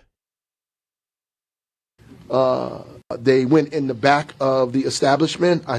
We believe that there were 3 people who they say were undocumented that they detained, but they also detained folks that were, in fact, citizens of this country. One person showed their military veteran identification and was still questioned anyway. People were fingerprinted. Pictures of their IDs and face were taken there. When I got this information, I was appalled, upset, angry that this would happen here in this state, in this country, that this would be allowed. Since we said something about it, I convened my folks. I said, we can't just let this happen and not say anything, that we at least have to say something. And so we did. And here we are. And as a result. Yeah. And we're also seeing something and saying something. Johnny Maga says they have no power to stop it. All they can do is whine. And then we have this, of course. This was from our report yesterday, but it bears repeating because this man, Bill de Blasio, the former New York City mayor, he's part of the problem. Democrat. And joining us now is former New York City Mayor Bill de Blasio. Mayor, good to have you here. Lots of moving parts, obviously, on this issue of immigration. When you look at the buildup, the ramp up to these mass deportations, how should Democratic, local, state, federal leaders meet this moment? Anna, I think we got to remember the Constitution is still fully in effect, and that means that states and localities have a lot of power in this equation. I think there's been so much angst over the Trump administration coming in certain quarters, obviously among Democrats. There's almost been a little amnesia about what we saw in the previous 4 years. I spent 4 years as mayor of New York City, often having to challenge Donald Trump. We went to court many times. We actually won on a regular basis. We had the independent power as a locality to govern our own affairs. And this is a profoundly American reality. The founders created a country where a lot of the power devolved down to states and localities. They did not want a national government that controlled everything. So, for example, if you have a city like New York that says, we're not going to ask documentation status in our schools, hospitals, or with our police force talking to people out in the streets, they're not going to ask documentation status because that's how we actually keep people safe. Talk to NYPD leaders and they'll tell you, once you start asking people documentation status, no one's going to talk to you if they happen to have an undocumented status. And that means you can't protect the community. And joining us. You can't protect the community. That's exactly what Donald Trump is doing. Here we have, this was another important point. Federal agents carrying out raids, arresting people in apartments across Boston. Apartment building. This afternoon, NBC 10 saw multiple unmarked SUVs here. 5 people, some wearing vests that said police federal agents on the back, went inside one of the apartment buildings. 2 agents waited outside, 1 person taken into custody that we saw. Whether this is connected to President Trump's effort to root out illegal immigrants, something he has promised to do, is unknown. We also saw federal agents at a building on Lexington Street, also here in East Boston. A witness there told us she saw 1 person arrested. There's roughly 11 million undocumented people around the country. President Trump has said the priority is finding and deporting those with criminal backgrounds. Yes, let's go, baby. Let's go. The Iceman is here. Who can ever forget this footage here? I'm not going back to Haiti. One of those threats is this illegal alien from Haiti. ICE says he's a gang member with 17 criminal convictions in recent years. Trump, you feel me? Yo, Biden forever, bro. Thank Obama for everything that he did for me, bro. Yeah, thank Obama for everything that he did for me. And what else have we got for you here? We had some footage. Where was it? Okay, majority of Americans actually support deporting all illegal aliens, according to multiple polls. What I really think you see documented immigrants. So we have slightly different questions, but these were all taken within the last month. And there's real uniformity here. That's what I really think you see. You see real uniformity. Deporting all immigrants who are here illegally, 55% of the New York Times. Marquette, 64%. CBS News, 57%. ABC News with a slightly different question, 56%. So what you're seeing essentially here is a very clear indication that a majority of Americans, in fact, when they're asked this blunt question, which I believe gets at the underlying feelings, do in fact want to deport all immigrants who are here illegally. There's no arguing with these different numbers because they're all essentially the same across 4 different pollsters. So if they say yes today-ish, how has that changed over time? Yeah, this is where I think you get very interesting. And so we'll take a look at that ABC News question in particular, because you can really see that there's been a massive shift from when Trump was first getting into office 8 years ago, right? Deport all undocumented immigrants. You go back to 2015, I'm going to come to your side of the screen, it was 42%. Hello. Go to 2016, it was 36%. Look at where we are now. This was taken at the end of last year, 56%. This is 20 points higher than it was just before Trump got into office the first time. So feelings towards immigration in this country, feelings towards undocumented immigrants and deporting all of them have become considerably more hawkish. And I think that gives Donald Trump much more leverage to go with the American people and sort of have these hawkish, some might say harsh, different rhetoric and also issue-based sort of going after immigrants who are here illegally. And so I think the American people are going to give Donald Trump the benefit of the doubt to do what he wants to do, at least if you believe these blunt questions, including this one. How about immigration levels? Yeah, okay. So this sort of goes in line with that, right? Which is, again, trying to get at the underlying feelings. Want immigration levels decreased. This includes legal and illegal immigration. Look at this. Last year, 55%. That is the highest level since the 9/11 aftermath. You go back just to 2020. And this, again, legal and illegal. So people want less people coming into the country. Exactly. They want less people coming into the country. Look at that. That's a 14-point rise from 2023. You go back to 2016 when Donald Trump again was running for president the first time. It was 38%. That's a 17-point rise. So the bottom line is more folks want people who are here illegally deported, and their overall feelings towards immigration have become considerably more hawkish since Donald Trump was first getting in office. Oh, yeah, baby. Bring it on. In Chicago, people are fed up. Trump to come in here and get you all sit up there and say it. Now this is the Chicago City Council, and this young woman here is excoriating Brandon Johnson. You will not allow Trump to come in here and get these illegals. Yeah, you can smile. We're in $1 billion deficit. And you spent half of our money, half of that on illegals. You campaign and double down that you will not raise property taxes. I won't raise your property taxes. You wanted to raise our taxes $300 million. They shut it down. Now we back here for $150 million. Okay. See, this is what we asking now. Since you want to crash out, some of y'all say y'all willing to go to jail for it. Trump, Tom Homan, make an example out this right here first. Please come here first. Don't spend our tax dollars. Yeah, baby. Come here first and arrest Brandon Johnson. Illegals are now telling people on TikTok to spit and do unseemly things on ICE agents' food. I don't even know if I want to play this, but let's play it a little bit. Okay, I'm making this video for everybody that has parents or family members that are immigrants, illegal immigrants that might be, hopefully not, but could be facing these ICE raids. We should try to make it as much as uncomfortable for the ICE agents as possible. Let me tell you how to make it very uncomfortable.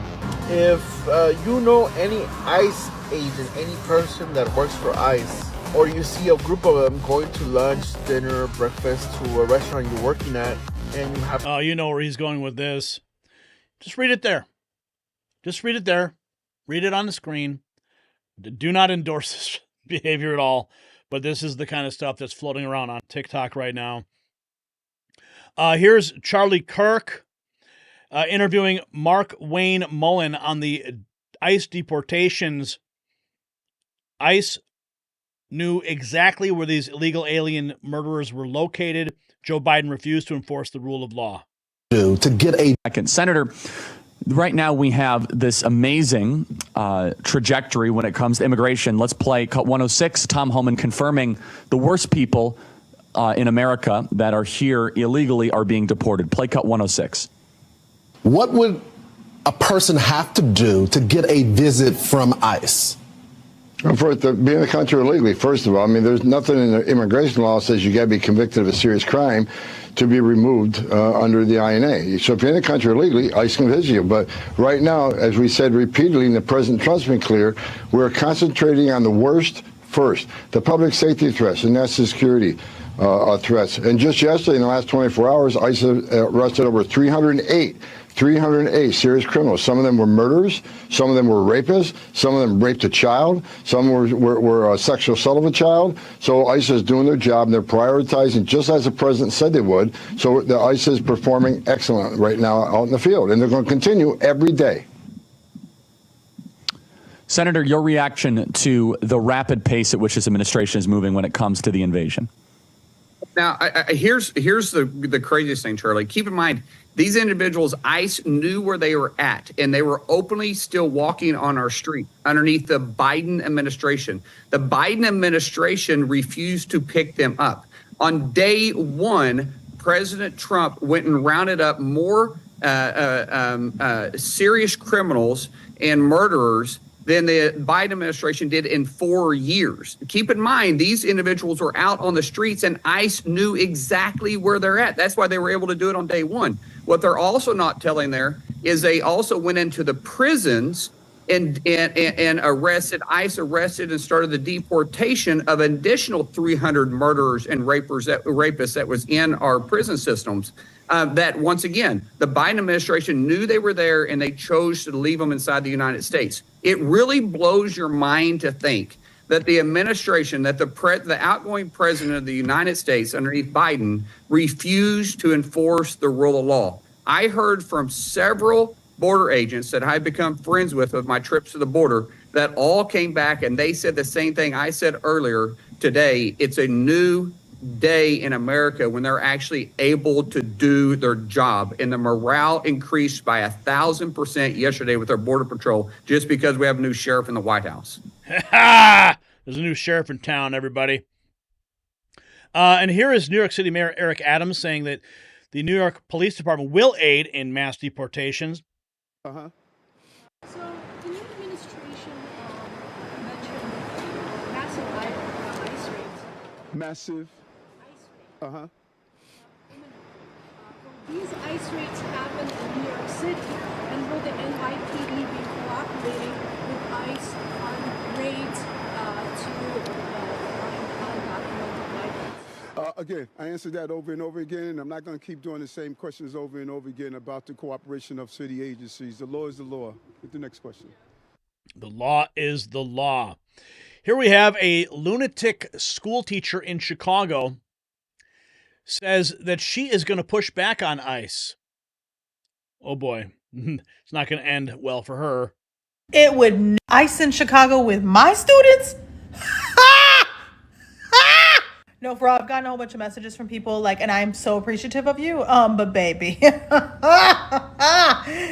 it would never. You think I'd be scared of you trying to come up in my school? You don't think I already have a plan and a backup plan and 56 doors in the building and 17 routes on how to get to each one and backup on backup on backup of contacts to make sure that their parents aren't the ones showing up? I mean, no offense, the district can give us training on what we're supposed to do over and over and over again, and they have, by the way. But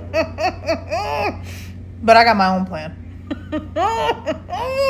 Because there's no way. There's no way. Yeah, ever touching one of my kids. Ever. Never. Never. Never touching one of my students. And never. That's... Hello, God? Someone needs to talk to you because that's who you're going to talk to first before you ever touch one of my kids. Because I don't play about mine. And never have. And if you've been around for a while, you know that. Baby, I've written a manifesto up here on what I would do. ICE in Chicago with my... Good luck with that manifesto, honey. Good luck with that. Here's another one. I'm not going to lie. He says the deportations of illegal immigrants has riled my emotions. I truly agree. We need to stop getting in the way of ICE. When they want a criminal, give them up. Bad acts have consequences.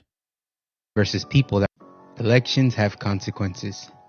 That is a famous quote from Barack Obama, and that's one thing he was truthful about. We all live through the consequences of having Joe Biden and Kamala Harris running our country. Many people preferred those that would lie to them versus people that would give them the hard truth. That's for another conversation. As Trump has re-entered the White House for his second term after a convincing victory given to him by the voters, we know that for those that are here illegally, there will be consequences. It's a touchy subject, especially if you're Mexican, Latino, or Hispanic, whatever you prefer. There are a lot of people that do come here with good intentions. Many of us were blessed to be born here because a family member in our past took that chance. What we have to remember, though, is the border problem of the 40s, 50s is not the same border problem from 2021 to 2025. We aren't just talking about Mexicans, Latinos, or Hispanics. People from all over the place came in through our open southern border.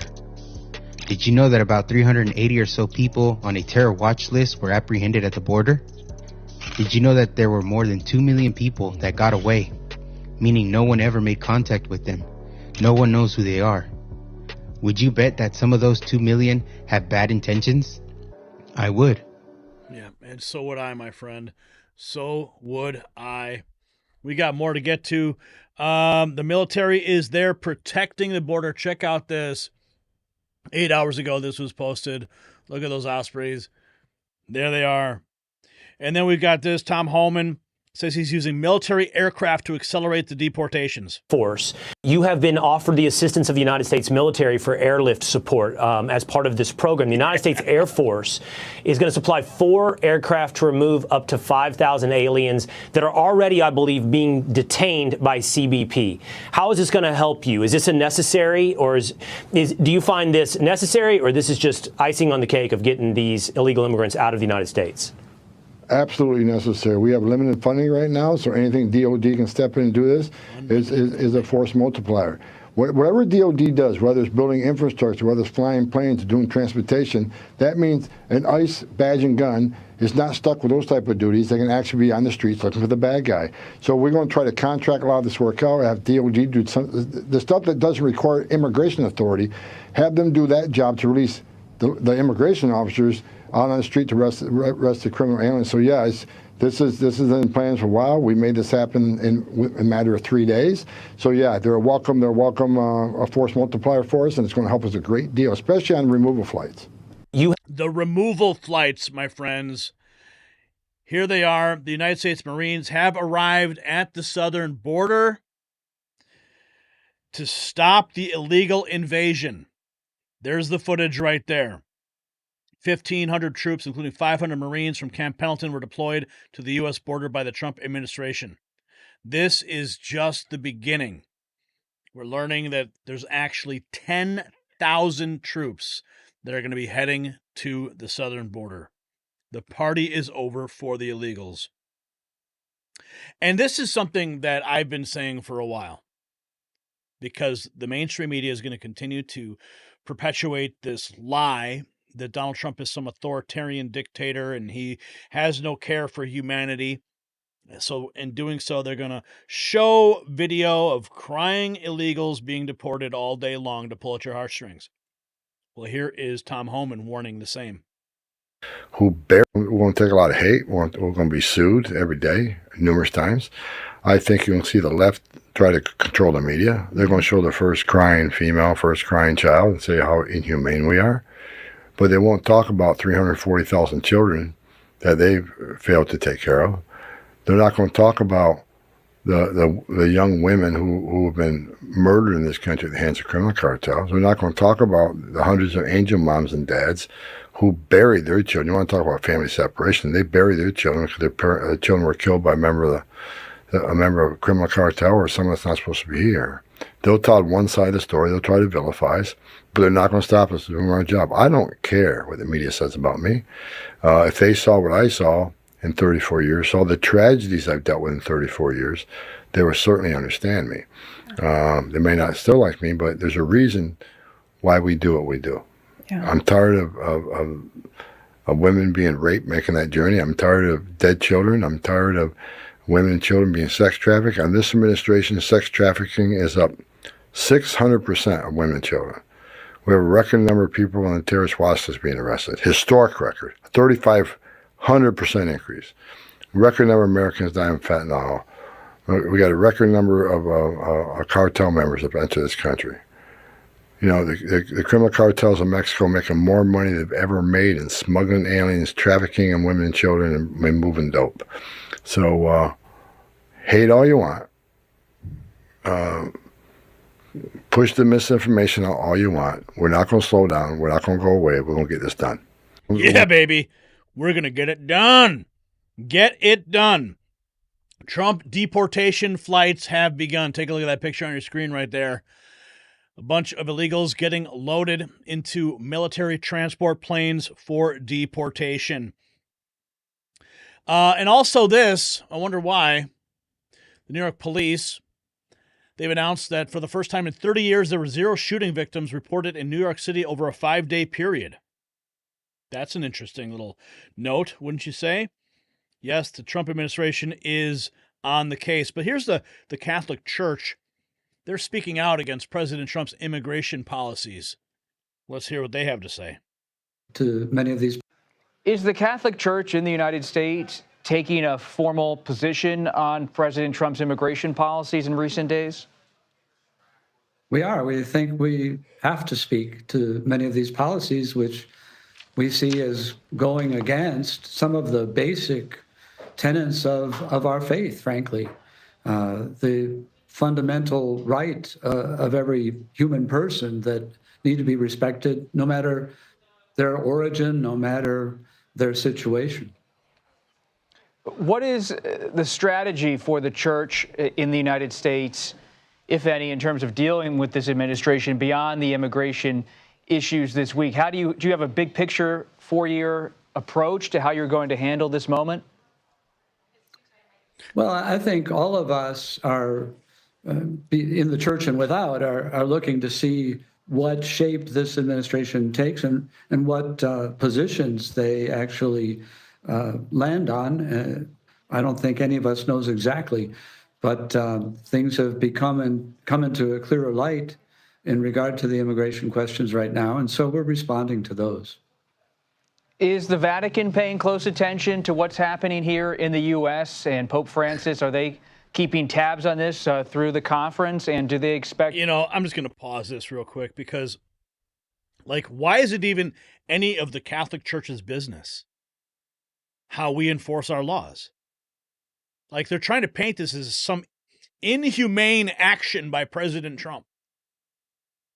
But they're not talking about the inhumanity of the cartels and the horrific things that happen to these people as they're being transported across the border through the trek. No. This whole clip right here is designed to make you think, oh, we need to consult with the Vatican.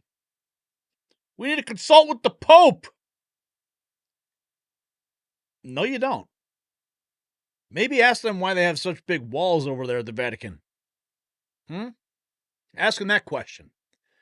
I'm not even going to give this clip any more airtime because it just doesn't deserve it. Caroline Leavitt explained that President Trump is sending a strong, clear message. Illegal entry to the U.S. will have severe consequences.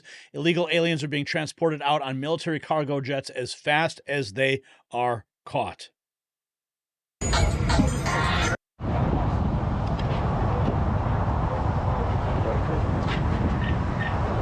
at that.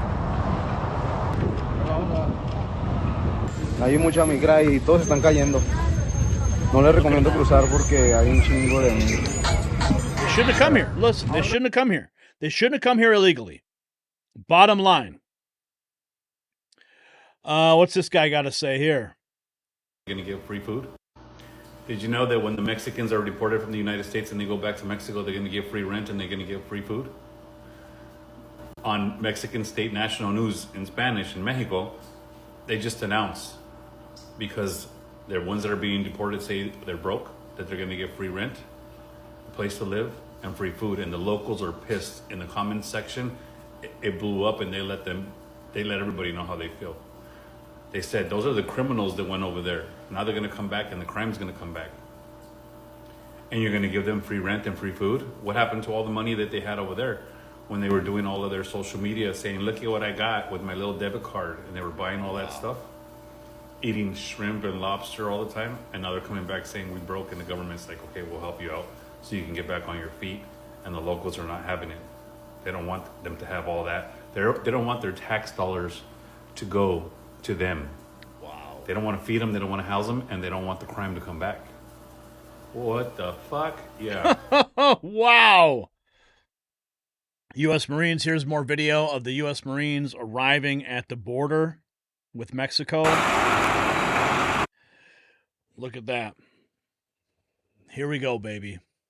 America in action. This is the consequence of Joe Biden's administration. Years of inaction, ignorance, and dereliction of duty.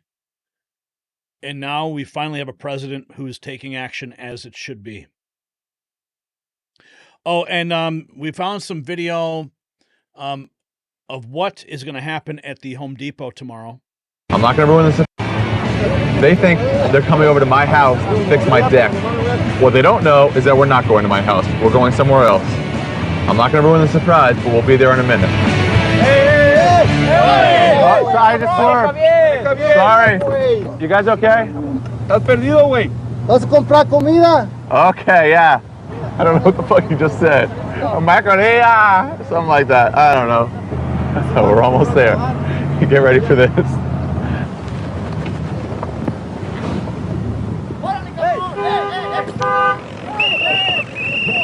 Ines, la migra! There's 6 of them right here. I got them.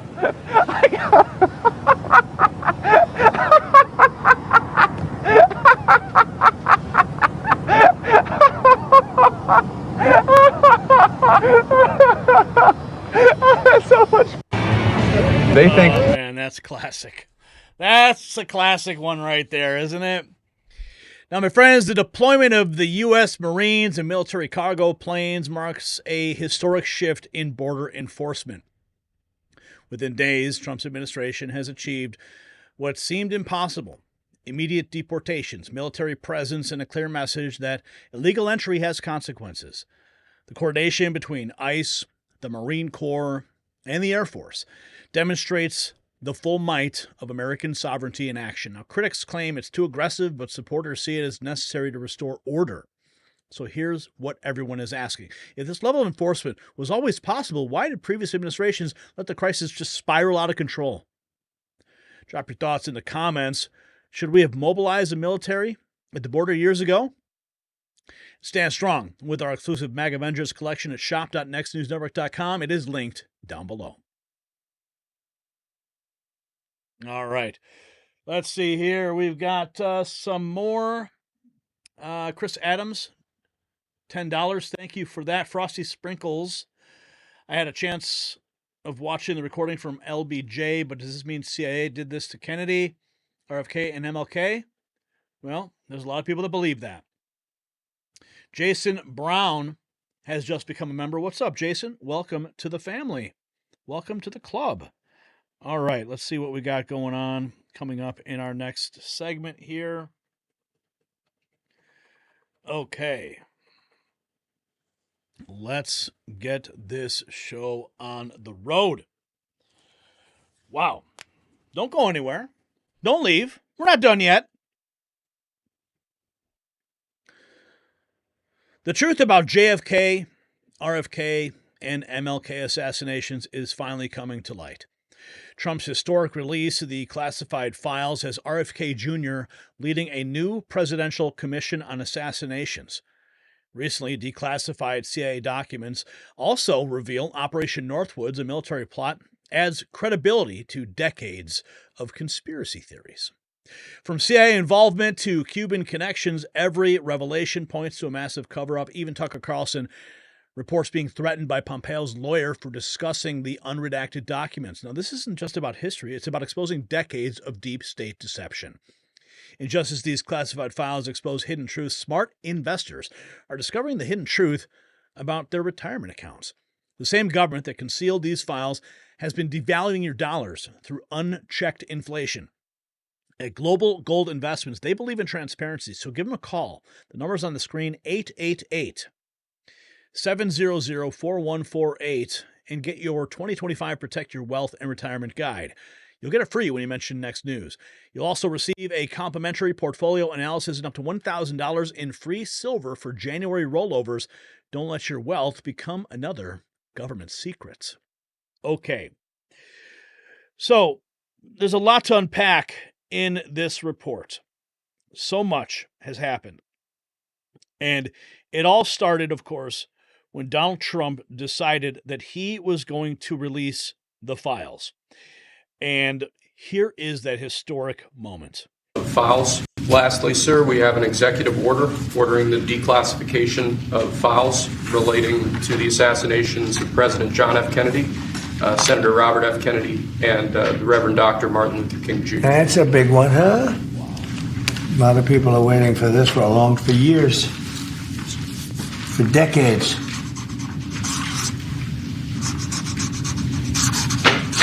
And everything will be revealed. Okay? Everything.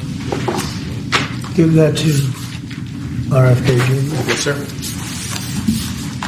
Okay?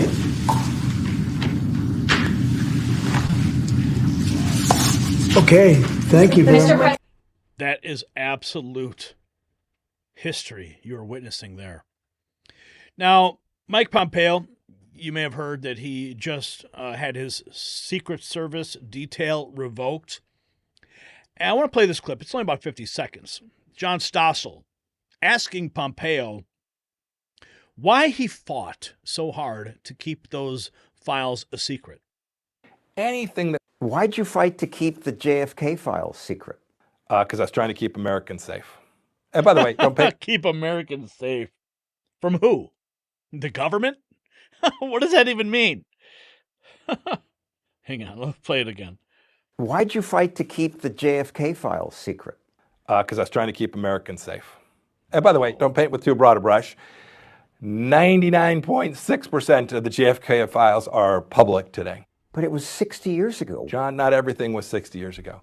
And I don't want to spend a lot of time walking through this, but suffice it to say, the definition of a document covered by this statute that you're referring to, it's a little bit wonky, but suffice it to say, if Congress holds a hearing tomorrow on the Kennedy assassination, the documents generated tomorrow will be part of those files.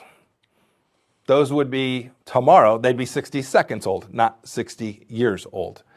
And last thing I'll say is there are things that happened 60 years ago that are still important to keep in the vault. There are lots of things that happened that long ago that still are appropriate not to release. Think of names and addresses and families. And by the way, there's also no value in them. These don't hold the dark secrets that everybody wants to just hold up as the bogeyman. I saw the UFO files too. We've got bigger problems. In America, lots of bigger problems. Just because something is kept secret, why not go to the darkest corners? But it's a lot of fun. I'm happy to go there with you if you'd like. I'm no expert in this, but it just makes no sense to me. The 60 years ago that there are things in there you've got. Sure. Like, sure. Hypothetically, just for example. Imagine you had an operative operating somewhere in the world who was 20 years old at the time they were doing that work. 60 years ago puts them at 80 today. Average lifespan of an American male, something in that range. Yeah, you should keep their identity secret. But this was the Kennedy assassination in America. Right, exactly. Precisely right. Remember what the scope of these files is, John. The scope of these files isn't reduced to just what was happening inside the United States government. The scope of these files is legion. Anything that was talked about in the course of, there were hearings in the 90s, there were hearings in the 2000s, they ran far afield around the world. Anything that was part of those files is included in this. And so I had a chance to see not all of those documents, but most of them. The news value of them is grossly overrated, and the desire to keep them secret, the motivation, the rationale for keeping them secret is wholly justified. I think we released, I can't remember on our watch, 140,000, 180,000 pages of those documents while I was the CIA director. Totally appropriate to do so, and as time goes on, we should do our best. The most important reason to do it is because everybody out there talking about these things will get to see that there's less there than meets the eye. I'll leave it. Yeah, well, things are about to change. Did you ever see this clip? Yeah, this is Mike Pompeo talking about being the CIA director and bragging about lying. It's when I was a cadet, what's the cadet motto at West Point? You will not lie, cheat, or steal, or tolerate those who do. I was the CIA director. We lied, we cheated, we stole. It was like we had entire training courses.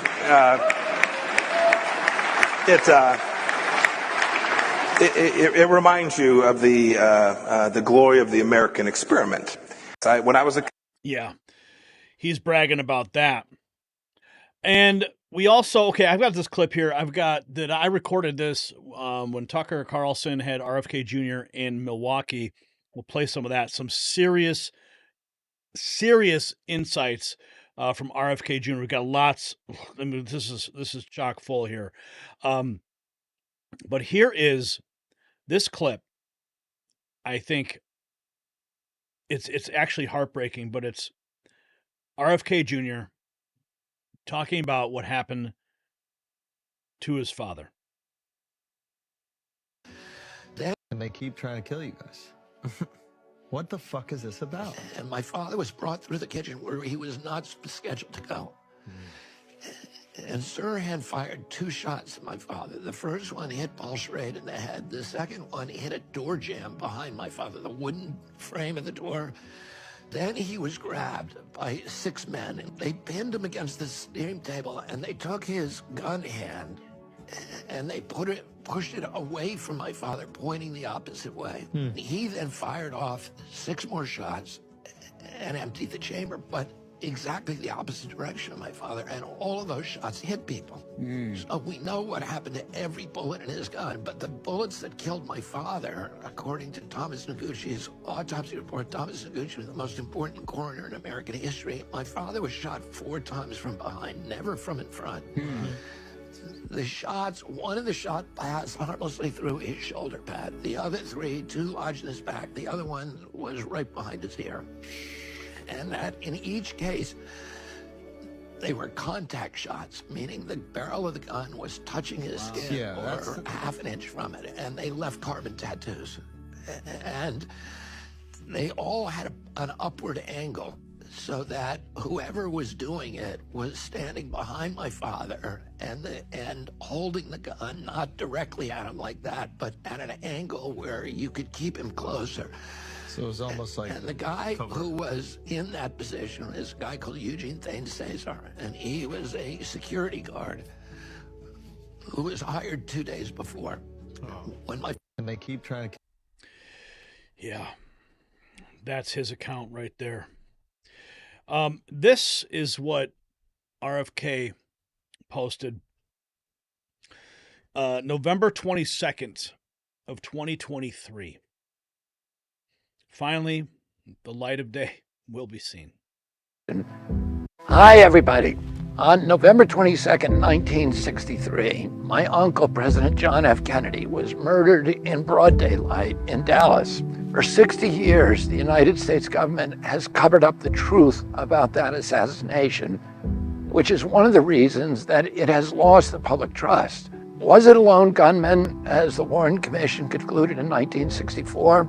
Or was there a larger conspiracy, as the House Select Committee on Assassination concluded after reviewing a much larger body of evidence in 1979? I have my own thoughts on that subject, but one thing is for sure, the antidote to conspiracy is transparency. In 1992, Congress mandated the release of all records related to the John F. Kennedy assassination by 2017. Well, that date has come and gone. President Trump refused to release thousands of pages of documents, and so did President Biden. No one seriously believes that any national security secrets are at stake 60 years later. What is so embarrassing that they want to hide? I don't know what those documents will show, but I do believe in transparency, which is the only way to restore trust in our government, the trust that began to erode in 1963. And that's why we're circulating a petition to ask President Biden to keep his promise by releasing all JFK assassination documents as required by the law. I'm asking you to share this video and sign the petition, and then Well, thankfully, that petition is no longer needed because the files have officially been released. And here we have, this is RFK's actual reaction, hailing Trump's declassification of the files. Kennedy and Robert F. Kennedy Jr. reacting today to President Trump's order to declassify documents related to the JFK and Robert F. Kennedy assassinations.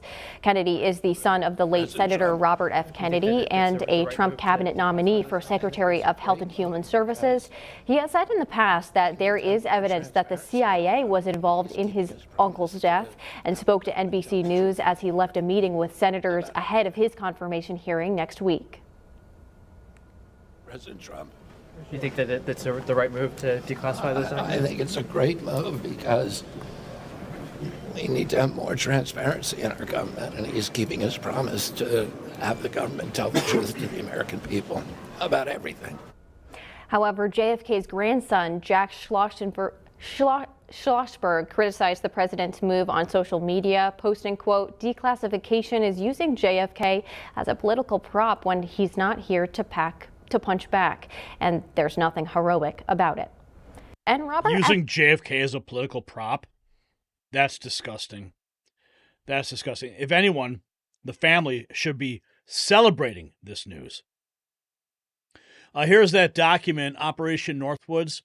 It's actually been declassified for quite some time, and it talks about different operations where the U.S. military was involved to justify a war against Cuba. Now, that's an older document, and this is also interesting. This was published 10 hours ago about Martin Luther King Jr. apparently having affairs. You can see what's on the screen there, and this, I'm not sure. We got to dig a little bit deeper into that. Here we have, okay, so this, let's listen to Mike Benz on Real America's Voice. General Mike Flynn said this when he quote tweeted the Post. He said, if real Donald Trump doesn't take full control of the U.S. intelligence community, principally the CIA, but all other agencies, NSA, DIA, NGA, NRO, etc., as well, they will undermine his presidency again. It is already kicked into high gear. He says he's very serious. Mike Benz says it already seems to me it's already set up to fail regarding the executive order. Against Trump. You're not wrong at all, actually. While I think it's very heartening that Trump made this a week one action, and in some respects it is promises made, promises kept, there is a lot of problems with the way that the executive order is actually worded. It provides 15 days for the acting Office of Director of National Intelligence to provide a plan to the president about the declassification, and then 45 days to review the documents for release. Now, the problem with that is the current head of the ODNI, Stacey Dixon, is a Biden appointee who, frankly, has gone against Trump's stated policies on many, many occasions, including her making DEI the number 2 priority item of the National Geospatial Agency when she was the head of it, who spent 20 years of her career in the CIA and could very well, there are rumors currently that she may be working to stop or forestall the appointment of Tulsi Gabbard, who is Trump's pick to be the ODNI director. As the Senate Intelligence Committee ranking member, Mark Warner on the Democrat side is stalling Tulsi's confirmation hearing. 15 days is not nearly enough time to get Tulsi in charge of this plan. Now, this is very important because back in 2020, Tulsi Gabbard was spotted with a copy in her hand of a book called JFK and the Unspeakable, which is a meticulous dissertation on the CIA's role in the JFK assassination. There's actually sections going over reviewed documents declassified in the 1990s showing that the CIA actually had a counterintelligence operation around Lee Harvey Oswald, where they were literally reading his physical mail before it came to his home in the months leading up to the assassination. So they knew everything that Lee Harvey Oswald was doing, and there's an open question whether or not they were working through back channels or simply allowed it to happen. But they were wiretapping his devices, they were reading his physical mail, and Tulsi Gabbard, the incoming head of the Office of the Director of National Intelligence, knows it, having read that book, having it been spotted in her hands. But Stacey Dixon, who will be the one tasked with carrying out this executive order, I would be quite surprised if she took the same level of aggression. So this does seem to me set up to fail. There are also other issues, which is that the documents that are currently called the JFK files up for review are about 75,000 pages of documents that have been digitized by the CIA, meaning basically the defendant in the case is the one who is setting what is even up for discovery. There have been many whistleblower reports that there are paper records from 1961, 62, 63 that simply never were digitized and that are laying in Langley in paper boxes, eyes only, that are not a part of the JFK files to be reviewed by the ODNI. So what we need is a totally separate and independent audit that is a separate canvas to be put together in a White House task force in order to conduct an independent review. And I don't believe leaving this to the current acting ODNI will actually get the result the American people are presently expecting. Wow. Wow. Okay, so here, I want to play this clip, okay? This is RFK Jr. talking about the orchestrated violence dividing America and the shocking truth about the JFK assassination files. Now, I recorded this in Milwaukee. Now, the audio is a little rough because I was literally recording with my smartphone in like the 5th row. So just bear with me and we'll play it. It appears to be a second assassination attempt on Donald Trump in just a couple months. What do you make of this? I don't know what to make. I mean, I think we're seeing an impact, at least partially. I mean, I don't know I just don't know enough about what's happened, and I've been reading some of the internet stuff about the connections that this man may or may not have had to the intelligence agencies, etc. And I don't know what to make of it. I do know that there's an antagonism and a violence in our society now that I feel is orchestrated. Okay, the audio just appears to be just too rough. I apologize for that. But we also have this with Tucker and RFK. If elected, your joint appearance on Friday, President Trump introduced you by saying that he plans to, if elected, establish a commission to declassify the remaining documents around your uncle's murder in 1963. Yeah. And I think everyone at this point knows the truth, which is the CIA is implicated in that. Those documents protect CIA, maybe among others. Well, whether they do or not, I mean, it's odd that they've not allowed them to be released. What could possibly be the explanation? More than 60 years after my uncle's death, almost 65 years.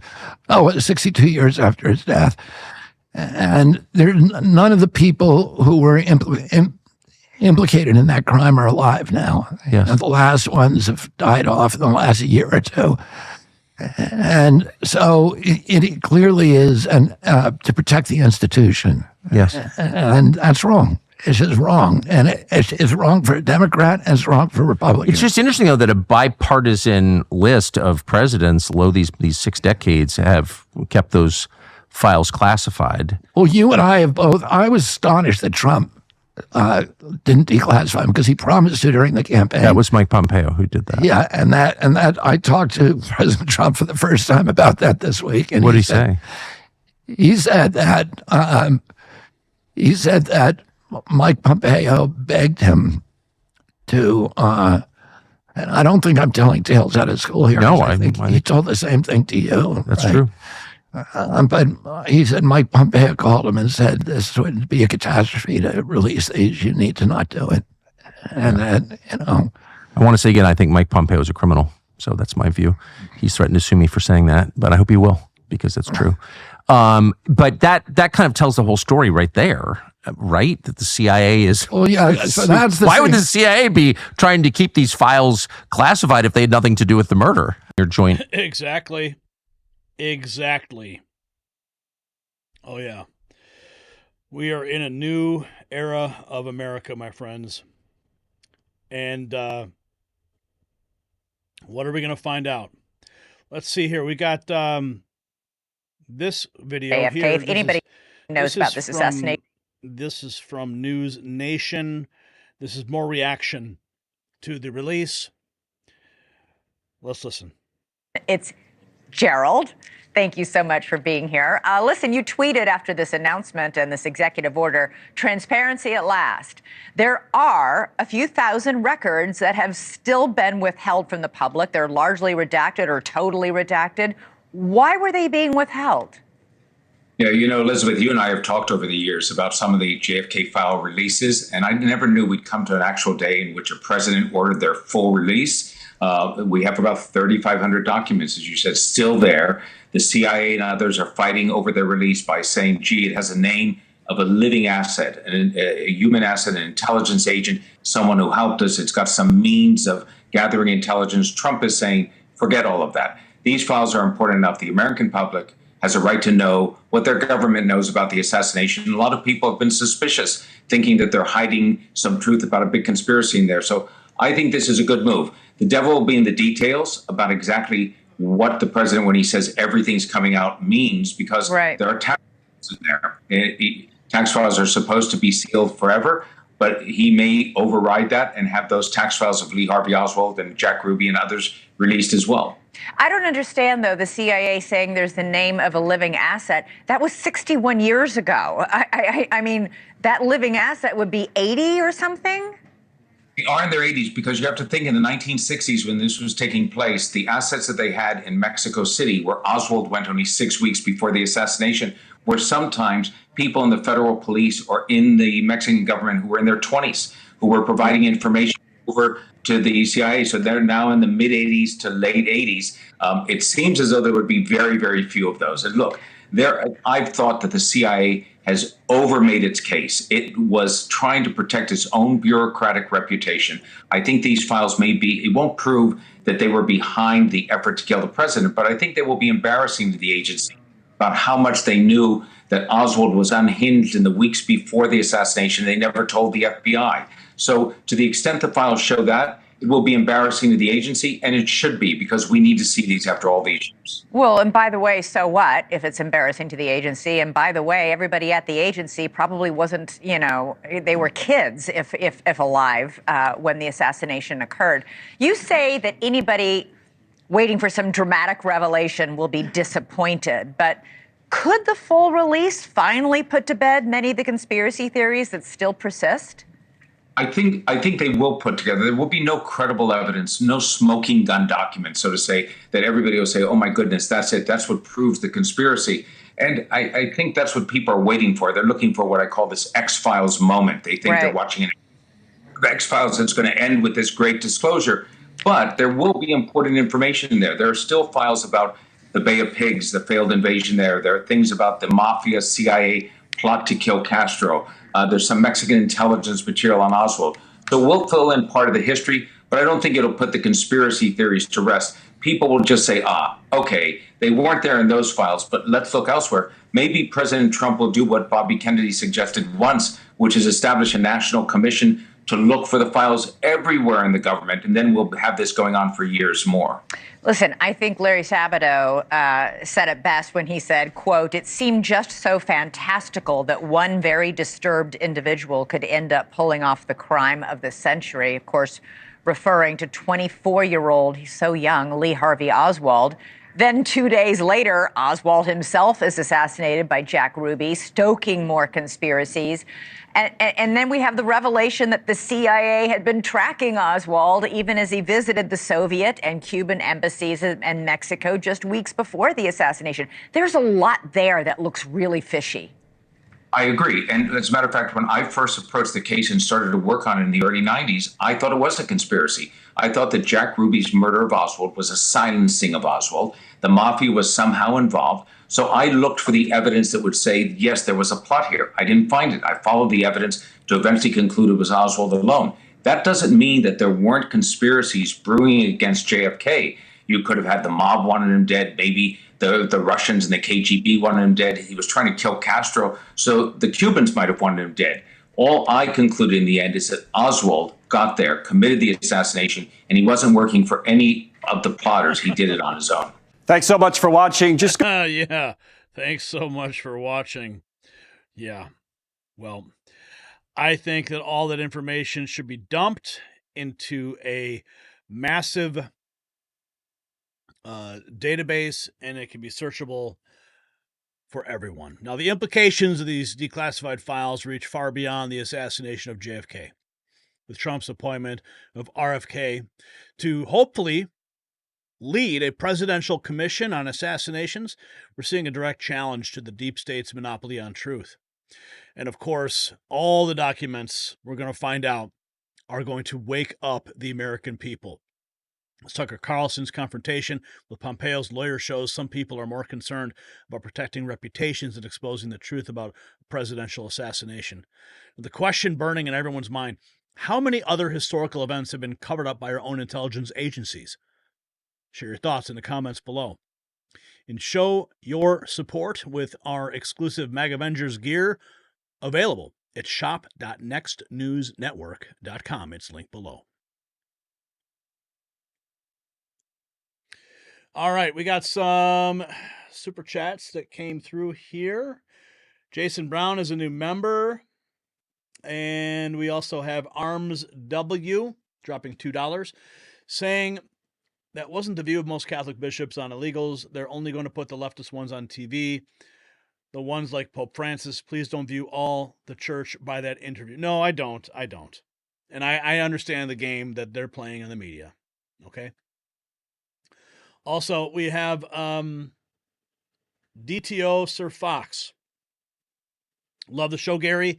Is there any news about the Venezuelan gangs in Colorado yet? We need to get those guys. I haven't heard anything yet about that, but we will definitely keep our eyes open. And then we have this from Frosty Sprinkles, $2. Good news. Pete Hegseth has been confirmed with a 51-50 vote.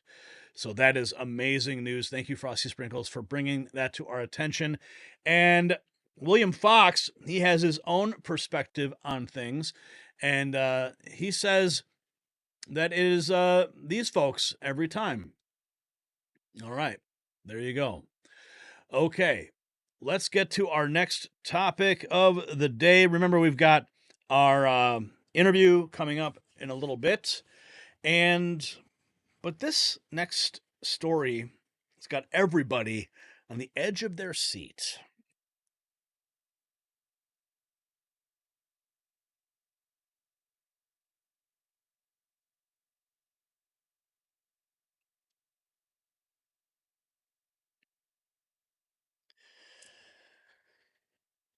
The political world is reeling from leaked direct messages suggesting an affair between Barack Obama and Jennifer Aniston. While Obama celebrates inauguration weekend without Michelle, rumors of their divorce gain traction. Aniston suddenly disabled Instagram comments after alleged private messages went viral. And sources claim the story may be cover for deeper issues, with some suggesting it's an attempt to counter long-standing questions about Obama's personal life. Michelle's absence from public events adds fuel to speculation, so the scandal threatens to expose more than just a potential affair. And while the mainstream media spins their narrative, savvy investors know the real story about protecting wealth. The economic truth they won't tell you? Inflation is destroying your retirement savings faster than any scandal. At Global Gold Investments, they deal in facts, not rumors. Call 888-700-4148 for their 2025 Protect Your Wealth and Retirement Guide. Get it free. Mention Next News for a complimentary portfolio analysis and up to $1,000 in free silver for January rollovers. Don't let media distractions hide the truth about your financial future. Okay, so this has been tearing through social media. Jennifer Aniston and Barack Obama. Are they having an affair?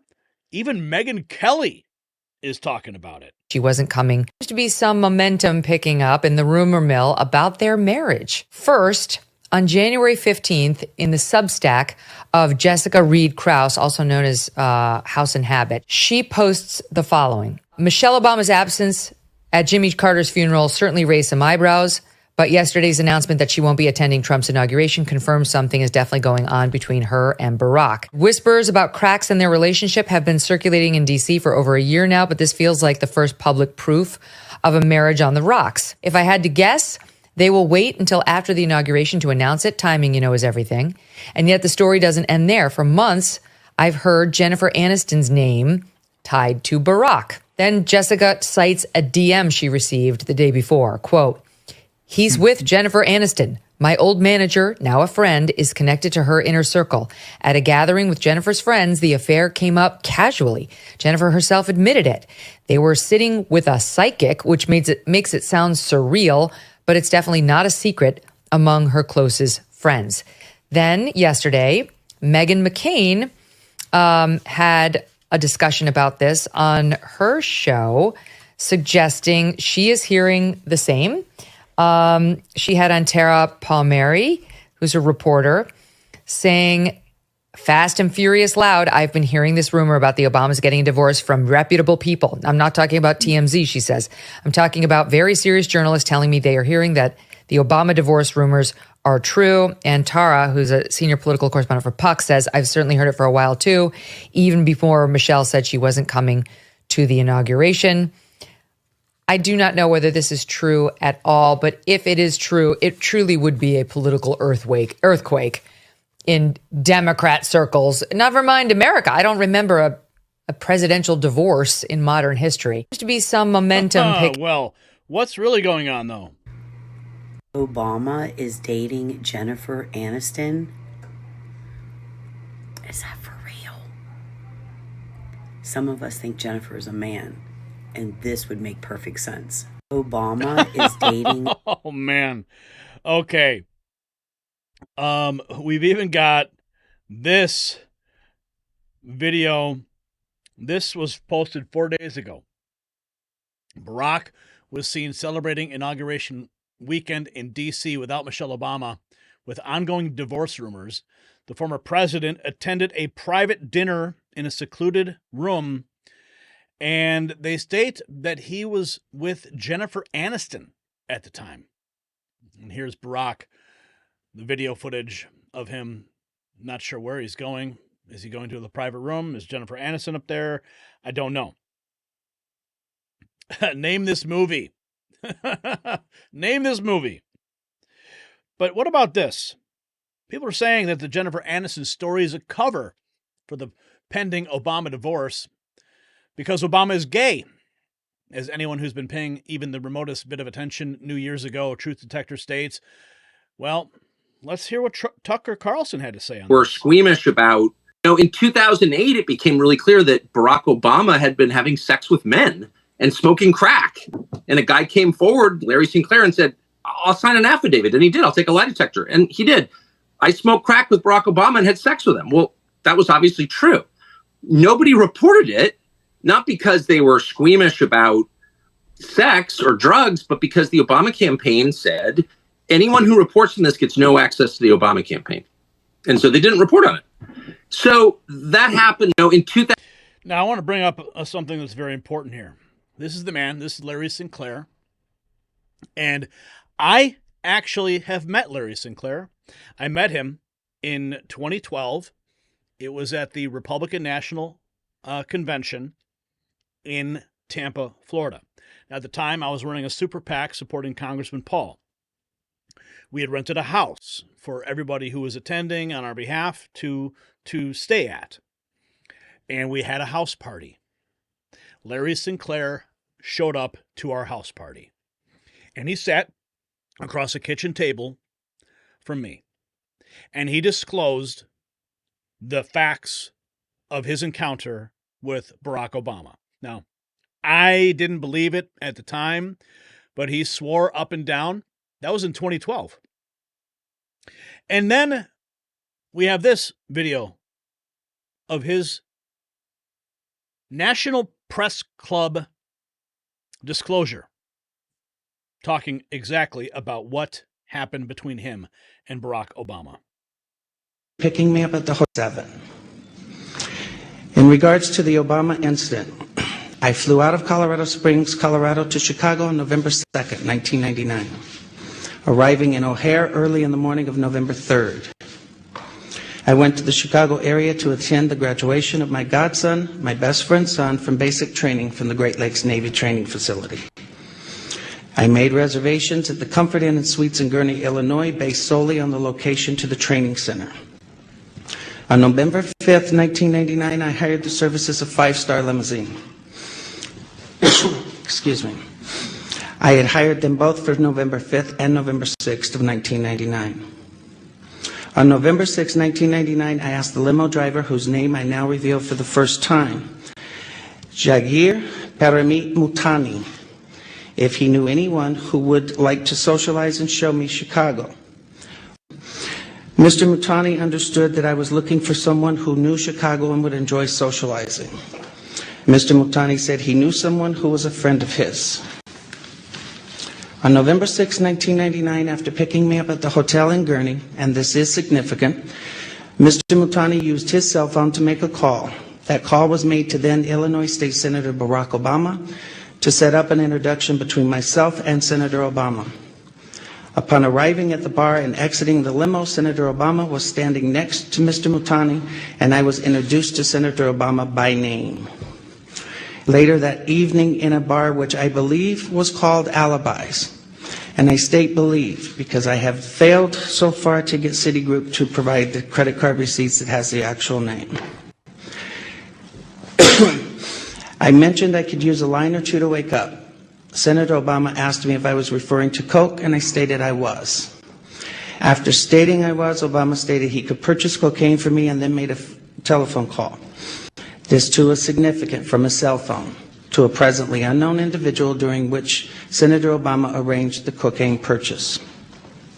Senator Obama and I then departed the bar in my limousine and proceeded to an unknown location where Senator Obama exited the limousine with $250, which was provided to him by me.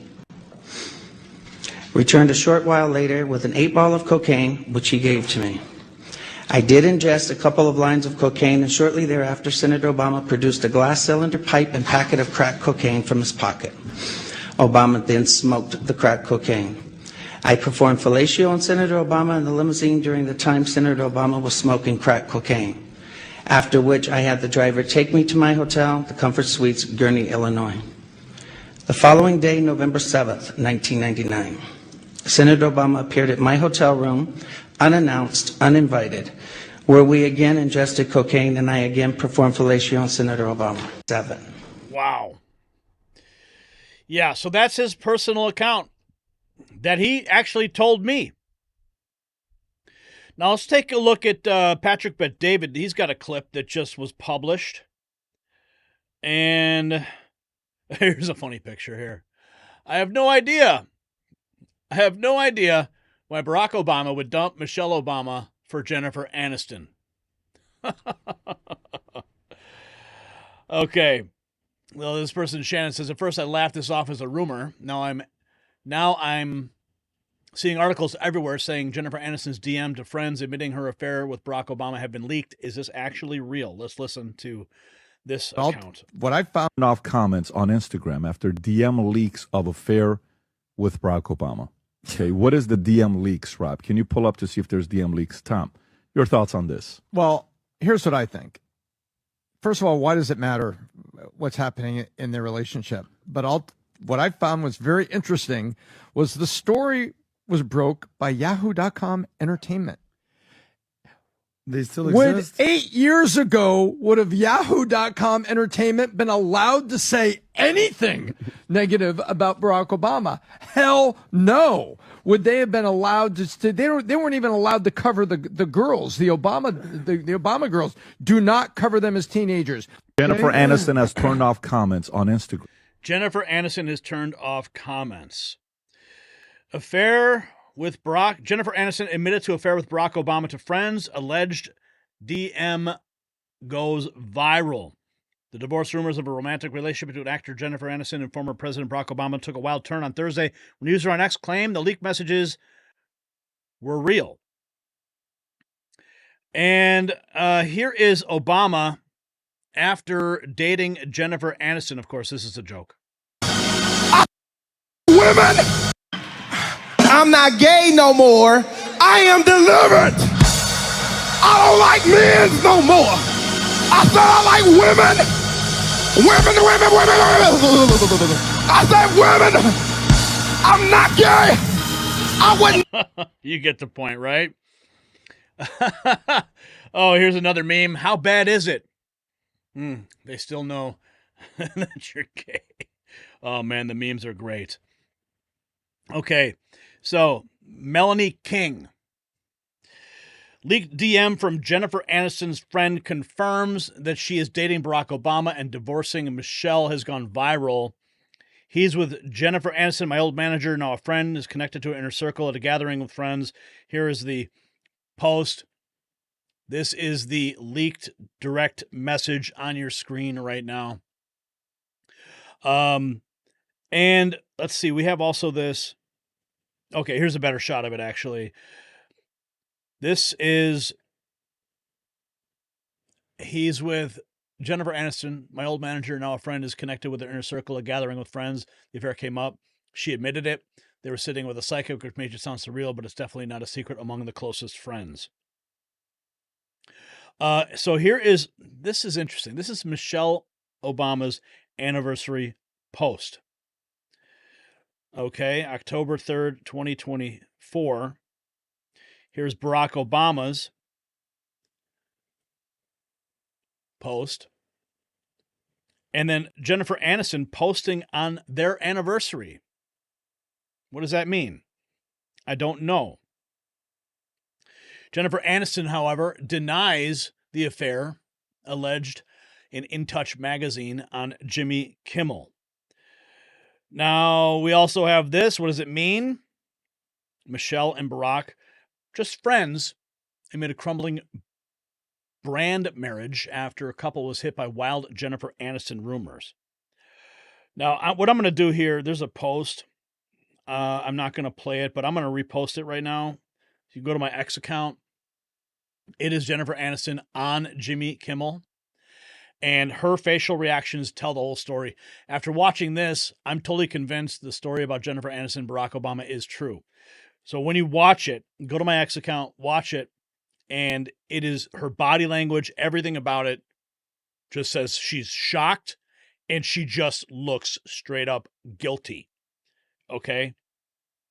So this is the wild, wild rumor mill that is going through Washington, D.C., Barack Obama, everybody asking the question that he's had an affair. But do you believe it? Do you believe he's had an affair? Do you believe it's a cover story?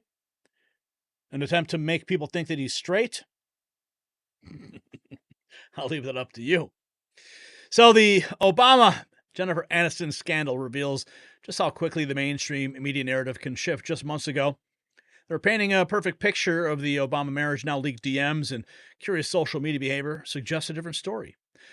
Aniston's Instagram lockdown, Michelle's public absence, and Obama's solo appearances at private dinners paint a very compelling picture. But here's what people are really asking. Is this scandal meant to distract from something bigger? Why release these revelations now, and who benefits from the timing?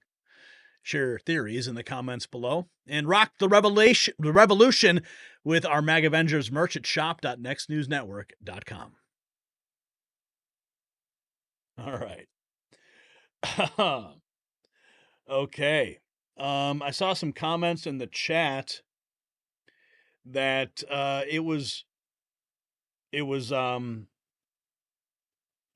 J.D. Vance who broke the tie in the Senate. That is amazing. That is amazing. We got this also just come in, $20 from 12th Son of Israel. Thank you for that super sticker. Okay, let's move right along to our next topic of the evening. This one you're going to want to stick around for because it is my exclusive interview. Yeah.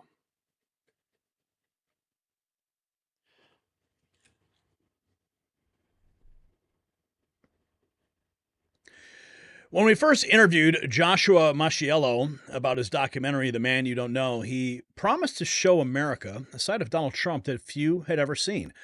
Now, with Trump's return to the White House and an astounding 65 million views under the film's belt, it's clear that promise was more than fulfilled. Tonight, we welcome back the man who dared to challenge Hollywood's narrative and may have helped reshape American political history in the process. He's the head of Global Ascension Studios, and he joins us to discuss the phenomenal success of his documentary and its impact on the 2024 election. With 30 million views before Election Day alone, this isn't just another political documentary. It's a cultural phenomenon that's proved that there is a massive audience hungry for content that aligns with conservative values. But how do they do it? What went into creating a film that would resonate with so many Americans?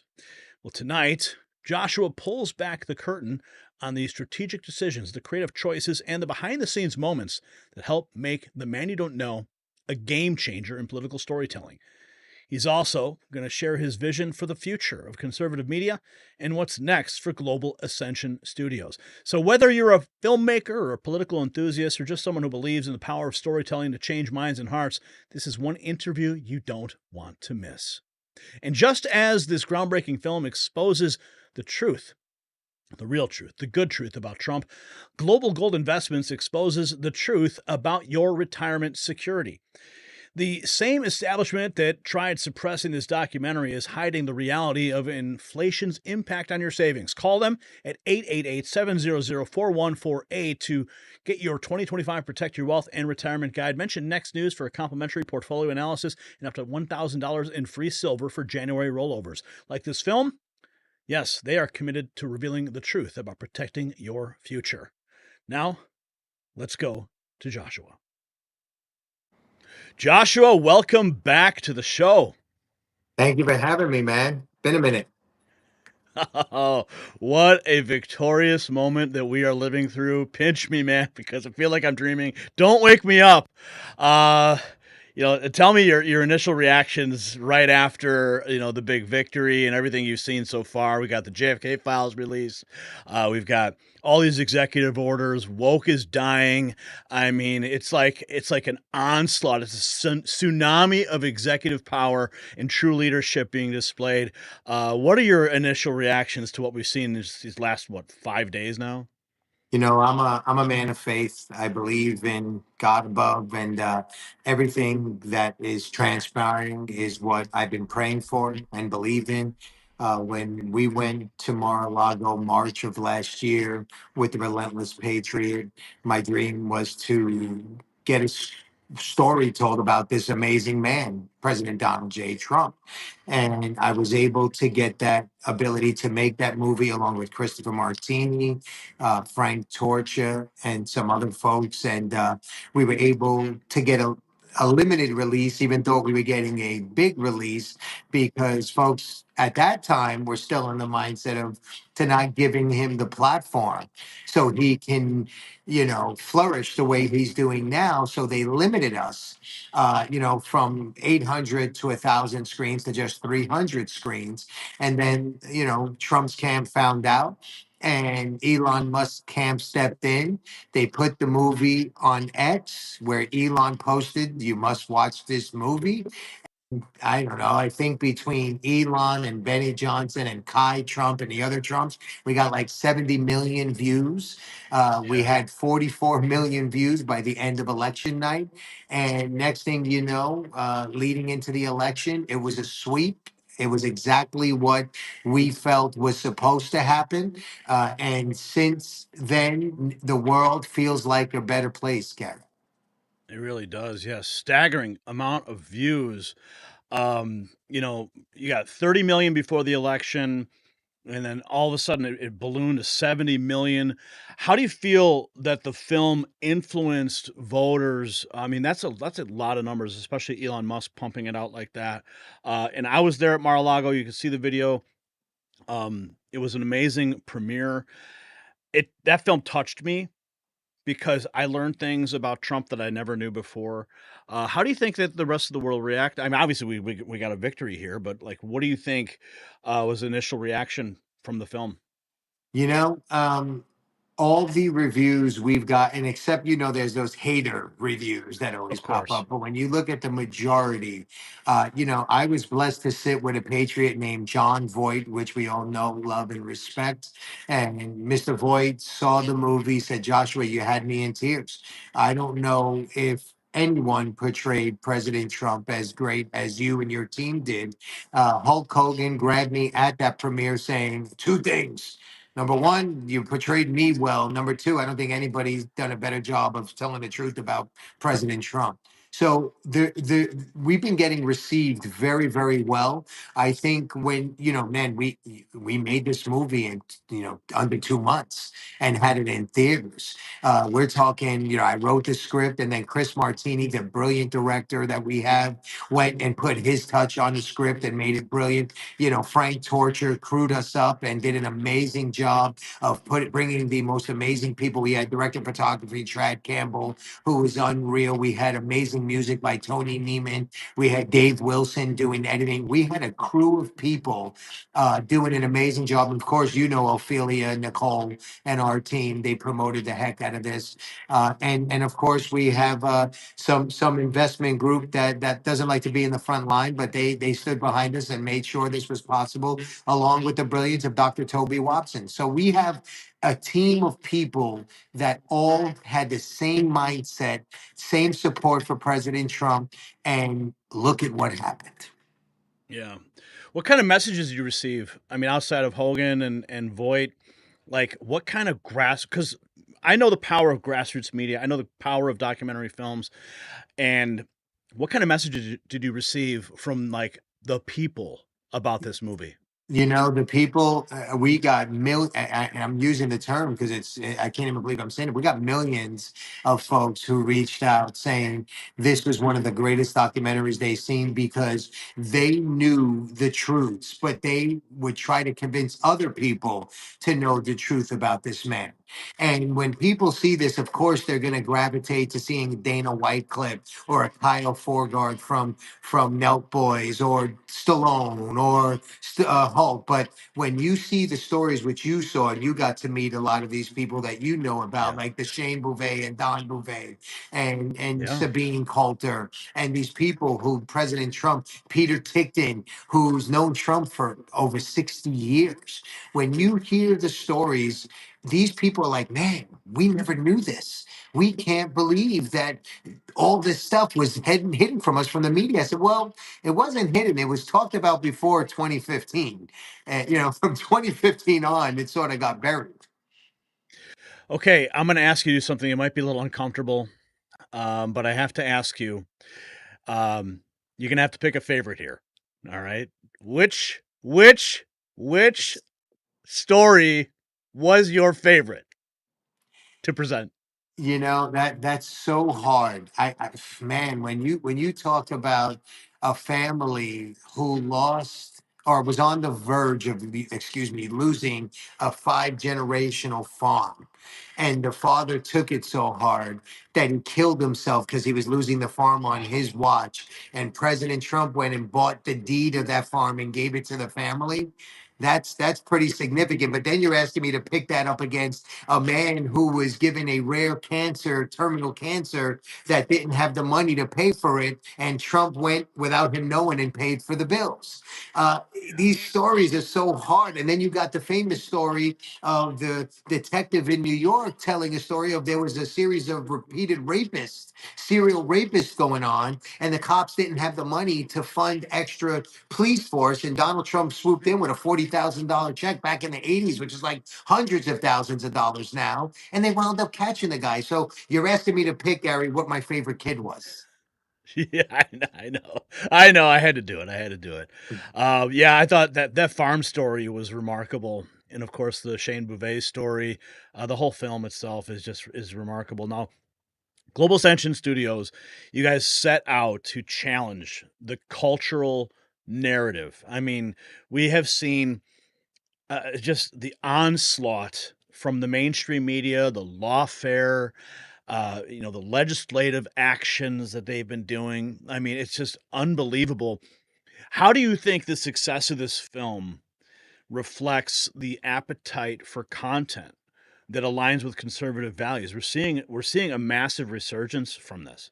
We like to say that we were one of the frontline companies that were doing it when it wasn't cool. Now all of a sudden it's cool, and look, man, we're still seeing some resistance. This is a film that many companies, we have a couple that are discussing some major streaming, but we should be arguing with many of them because the film, and I'm not saying it because it's my film, but the film was made very well.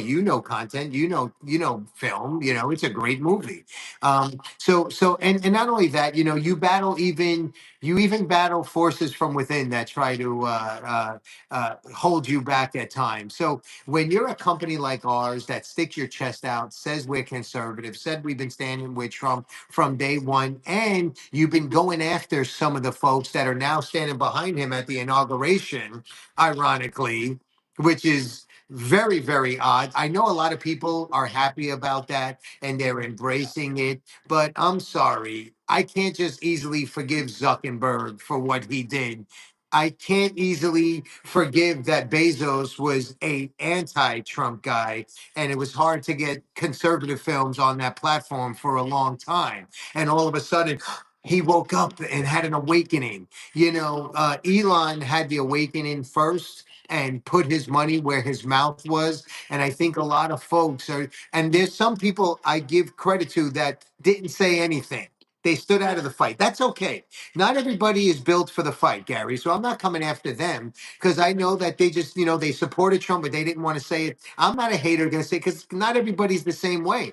But the people who are on the other side, who were opposing him, doing things to keep him out, now that he won, I really hope he's playing chess with them and not allowing them in too easy. Yeah, AOC just had a meltdown. She was talking with Jon Stewart, the former Daily Show host, and his podcast, and she was just absolutely melting down over all of these billionaires and Hollywood types that are like, okay, let's go hang out with Trump now, and she can't quite handle it. I say deal with it, right?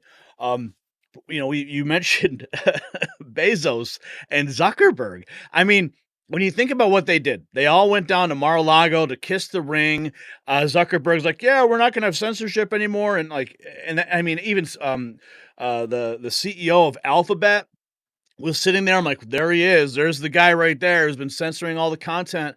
It's amazing to watch it, and Yeah, maybe Trump is playing Google chess. CEO. You had, Ellison and Trump have been friends for a while, and I knew that Larry Ellison would be there because he's been a friend. But I mean, there's just I really really hope that President Trump doesn't allow it too easy, because to me, I don't forget things. I don't Mhm. forget what Facebook and Instagram were doing to guys like Mhm. us, and then you got to respect Michelle for holding ground and not going to the inauguration, because at least she basically stood the ground of saying, I'm not going to support that.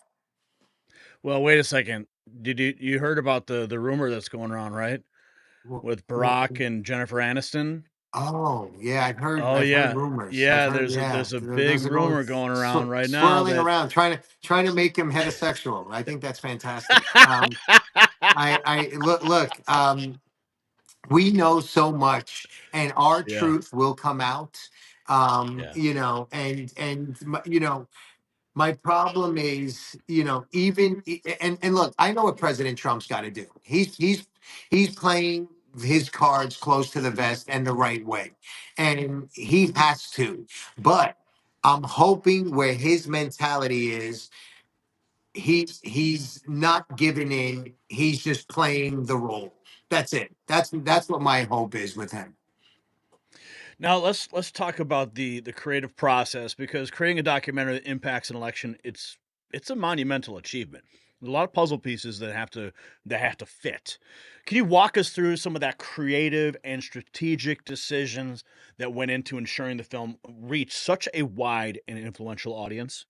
Thank you. So when you're a fan of the man and you see him getting just beaten down by all media every day, social, mainstream, you basically say, look, my want and desire is to put a project out that tells who this man really is. Hence the name, The Man You Don't Know. And I even went as deep as it was called Donald J. Trump, The Man You Don't Know. And then I said, you know what? If I'm trying to bring people from the other side, I got to take his name out of it, because the deranged syndrome folks would have left just by the name. So I needed to try to hook some folks in. And how do you do it? Is you tell stories from regular folks who he impacted their lives. Amber Rose was not a Trump supporter. In fact, if you look at old social media posts, she used to come after him. So you put somebody like Amber Rose that tells, hey, this is what I was thinking, and this is what I learned. I educated myself. And you try to put something on screen that educates the masses so they can understand who the man is, the man they don't know. The opening scene, we're watching the trailer right now, and that opening scene of the film, when you put the scripture on, is so powerful. And then of course the gunshots and what happened with the assassination. I mean, I just got chills in that moment. Um, you know, Tell me about, like, because I know we talked about this before about the assassination attempt, and how did that play? How did that factor into the overall storytelling? Because it starts there. That's when the story more or less begins, and then you walk us through the history of the family. Yeah. So from day one, when I met with my team, before I wrote a single synopsis or treatment, I said, I want this film to start with Ephesians 6:11. Put on the armor of God so that you can withstand the schemes of the devil. And I want the whole lineup of different broadcast interviews of how these people incite this violence against him, because that's what it was. Them every day, put a bullet in Donald Trump. He needs to be stopped. He needs to be put down. All those rhetorics that were okay from their side to do, I wanted to show as to say, hey man, this man is taking bullets because the other side, he's being called Hitler. With all due respect, he's never killed a single person, and they're sitting here calling him Hitler. So to have the ability to start the film off and even to start our trailer off with that moment, it would be the shocker to wake people's eyes in my process to say, hey, let's hear what their side has to say about this man. Yeah, it's a shot heard around the world for sure. Yeah. Now you My had over favorite part of 30 the million. movie, by the way, sorry to interrupt you, is the whole assassination where we get into where everybody was, the kids, Hulk Hogan, Frank Stallone, everybody, and what their feelings was. And then when I made Hulk Hogan cry twice. I'm going to keep saying that in every interview. I always do. And he actually cries in the movie when you see it. And when Hulk compares it and says what he felt, because remembers being young during JFK, it really, really is my favorite part of the movie as we collage all that together with all the assassinations and attempts. With John Rich's "Earth to God" is a special moment in our movie. Where did you film it? I know there's a lot of different locations. Where's some of the filming locations? Yeah, we filmed in Jupiter, Florida. We filmed, the kids there. We filmed at Trump International and Columbus Circle. We had some filming done there. We filmed in Tampa. That's where we went and saw Hulk Hogan. We filmed in LA. We did a lot of filming in LA, getting Frank Stallone and others done here. So we all over, man. We loaded up the car and went all over. Now with the celebrities, you mentioned Hulk Hogan, Trump's family members. Were there any revelations from those interviews you think impacted or surprised viewers the most? I mean, we talked about some of the less common stories, but obviously, people, they are, attracted magnetically to celebrities. Do you think there were any celebrity stories that really just surprised people? I mean, you talk about Hulk Hogan crying. Yeah, I mean, Hulk having a 35-year career of his and knowing before the WWE was, oh my God, when it was just becoming that Donald Trump would have events, would host events. Same he would do for the UFC, and talking to Dana and those guys saying if it wasn't for him, there wouldn't be this UFC you have.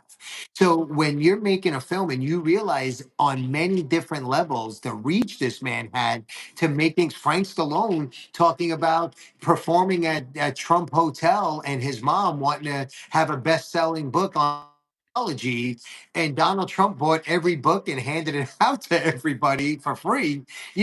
Those kind of stories you don't get to know unless you talk to the people directly. Looking back now at the production process, and I always love the behind the scenes stuff. Like I'm a production guy, and I always love seeing those stories. What do you think? What was the biggest challenge in telling the story? I mean, and how did you overcome it? When you have a controversial figure and you're trying to have people who are on the middle or on the fence with him, you want to make sure you can tell the story in a way that can draw them in. So we knew having the kids there and their spouses or fiancés, would be, we heard it, sort. But we knew that Kai Trump really came off well. And when she came out finally and spoke at the convention. So we said, you know what? we need to have her in this movie because she gave him a sense of humanizing him in a way that the others couldn't do no matter what. So putting the granddaughter who shows his side. And when we talked with Laura Trump, we had videos that Laura and Eric provided that showed President Trump with his grandkids, with his young grandkids. So they can see, hey man, this guy is a grandpa. He's not the guy, the monster that the media is portraying him to be. You know, it's interesting to bring up Kai because she's really like this breakout family member who's just kind of burst onto the scene lately. And you bring up, you know, the footage of her as a child and everything that she's endured. She's watched it from a child and growing up into a woman, and she's watching this. And now you're seeing her social media posts, behind the scenes stuff that she's posting with Elon. It's really a remarkable Yeah, and she is story to great. watch. She is great, great at being a Trump and supporting the family. And that's the thing I wanted to touch on too. And I'm glad that we brought this up. They are a family. They're a tight unit. They stick together no matter what's going on, no matter what's being said, no matter what transpired. They stick together as a unit. And Kai already has that Trumpness, if you will, that She that really does. she's part of that family. And watch out, because there's a giant called Barron that's coming too. Yeah, watching Barron grow up over all these years, like, you know, he was just a little kid and now he towers over his father. It's, you know, these are family members to watch, and this is a dynasty that's gonna last for a long time. I hope and pray that it does. Did you hear that they've just introduced a constitutional amendment to allow Trump to run for a third term? I'm not surprised. I mean, listen. The man went on Joe Rogan, I don't know, 8, 9 months ago, and said, "Look out, California, you guys are vulnerable. Some things can happen. I tried to tell the governor some things can happen." And here we are sitting surrounded by fires with no water coming out of the fire hydrants, as he predicted. The man has his thumb. I mean, when you think about Saudi Arabia doing 600 billion to a trillion with us, and you think about China, SoftBank doing between 200 and 400 billion. I mean, that's just two places, and we have trillions of dollars of business coming at the snap of a finger. We just blinked and it happened. That's the power of this man. And Oh yeah. him coming out telling Putin, no, no, it's time to let's put this to bed and let's get back to peace the way it was when I was in office. Gary, I think we're going to see a lot of hate from some groups pop up. Unfortunately, you're going to see some shootings and some situations because that's what they do. That's what they do to try to put a stain on him. You know, they try to have these kind of moments happen to take away. But I think this movement, I think a lot of celebrities, due to the fires, woke up and said, wait a minute, we were left vulnerable by the people we were supporting. We were supporting these people who left us vulnerable and literally lost everything. Yeah, Adam Carolla, he's been spitting fire lately too, with respect to the rebuilding process and the red tape that is in California. You're there right now. By the way, can you give us sort of a look at what's going on? Are you guys safe? How's your staff? I know you have staff in California too. We had some, we're okay, wife, family, and I. We had some staff that had to be evacuated, and they don't have power, or anything going on right now. So technically, they can go home, but to nothing right now at this moment. Even though they're homestanding, it's just these winds with these fires, taking out transponders and just things like that. It's been horrific for a lot of people. Luckily, my staff do have a home to go back to, and my thoughts and prayers go out to the people who don't, who lost everything and don't know what they're going to do. We're doing the best we could. We've been a part of several different groups to give, to help, and be a force to show people you have a place to turn. Speaking of leadership, you were talking about Saudi Arabia and Putin. Did you see any of the stuff that came out of Davos? I mean, the leadership that Trump exuded. As I was watching that footage, I'm thinking to myself, there's no way in hell Joe Biden could have ever pulled anything like that off. He went up there and told those globalists who's the boss. What were your thoughts when you saw some of that footage come out? You know, why you're seeing everybody kiss the ring before that is because they knew that was coming. It was the moment. One of my favorite movies is Tombstone, and he says, "You tell him I'm coming, and hell's coming with me." And I think a lot of them realize what this man has been through, what he's been through in the court systems, what he's been through financially with them, what he's been through physically trying to take his life from him and his family, you know, and to be standing victorious, not only getting the electoral college votes but getting the popular vote. They realize we better wake up. Now, do I think all those characters? No. I think there's a lot of the deep state that is still, because they have no other choice except for their demonic ways, they have to oppose him. They have to. So they're going to fight as long as they can. But I really believe, Gary, with all my heart, God is have his hand on all of this, and good is beating evil. Amen. There's no question about that.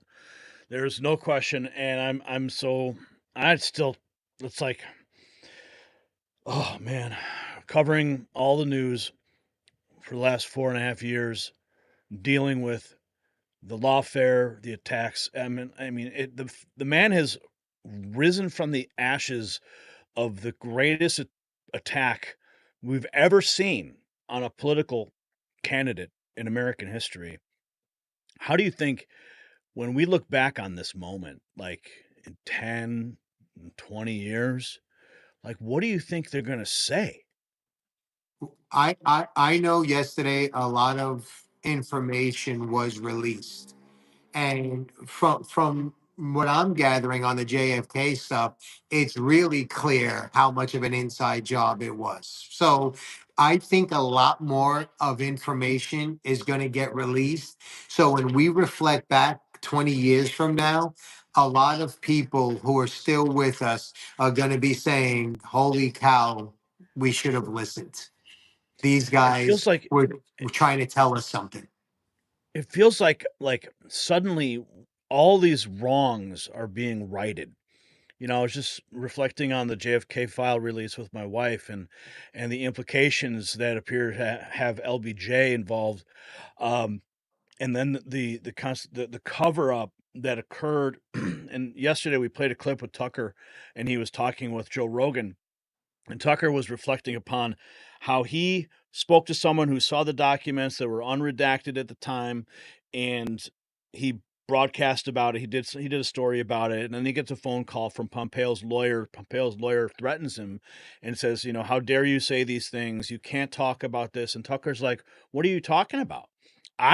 You are more concerned about me revealing who did something than the actual crime of murdering a president in cold blood in front of the world." And I think that it really encapsulates this this evil that is really permeated. I mean, we can go back to the Federal Reserve and the IRS system, but the evil that is permeated in the cover up from the JFK all the way through where we are now, and the fact that the curtain is being pulled back is like, it's so refreshing because it feels like we get to have a new start in America, Joshua. Gary, my company consists of myself and hardworking people, but we have a lot of law enforcement, government law enforcement from the good guy side who umbrella under my company. And these guys from day one have said that people they work with are not in a complete alignment with the good guys. And you're going to see with the appointments of President Trump, with the appointments he's making and the people coming in, we are going to find out truths that my guys who are in my company and they're here. Look, man, I'm not going to drop names, but you know, we have FBI guys and CIA guys and former generals and colonels, and there's people like that are in my company who are keeping an eye on things. And from what we understand, there's going to be some stuff guys like you and I always knew was going on is going to start being told to the masses. And when that happens, the world will finally, you can't heal until the truth comes out. That's a fact. When you listen, there's video online. I'm not going to say anything until it becomes more official, but some folks are saying the shot came from within the car of JFK. There's a lot of different things that might come out and shock people on many levels now that President Trump is willing to let information be seen. Yeah, I agree. Let's talk about the future. Before we go, Global Ascension Studios now firmly in the spotlight. This film, 70 million views, clearly had a significant impact on electing this president. What is in store, or how is this going to shape your future projects? Yeah, everything we're doing moving forward is going to stay with the same mindset. It's going to be informative, it's going to be with heart, and it's going to have a uplifting ending to it. We're not touching demonic, low-hanging fruit horror stuff. Sorry, that's not, the world's seen enough of that. With our studio, currently our mindset is all about being uplifting and inspiring and having inspirational stories from all the battle wounds from people that have dealt with this horrific past. We want to tell stories. We will tell stories. We're finalizing things with a former famous mayor who's been through a lot. To doing stuff on that level, and telling that story, because if that mayor was mayor of LA the way he was mayor in his big city when a tragedy happened, LA might have been in better condition. So we have stuff like that aligned. We have Academy Award winning writers that have contributed scripts to us that have a little faith in it, but it also shows the good versus evil with good prevailing. So stuff like that, Gary, is for Global Ascension Studios. All right. Any final thoughts before we go? Listen, I appreciate the hard work. I follow you. I see everything you do. Thank you for coming and supporting the premiere, supporting the company, supporting me. You're a dear friend, and blessings to you and your beautiful family. All right. Thank you for joining us, Joshua. Thank you, Gary.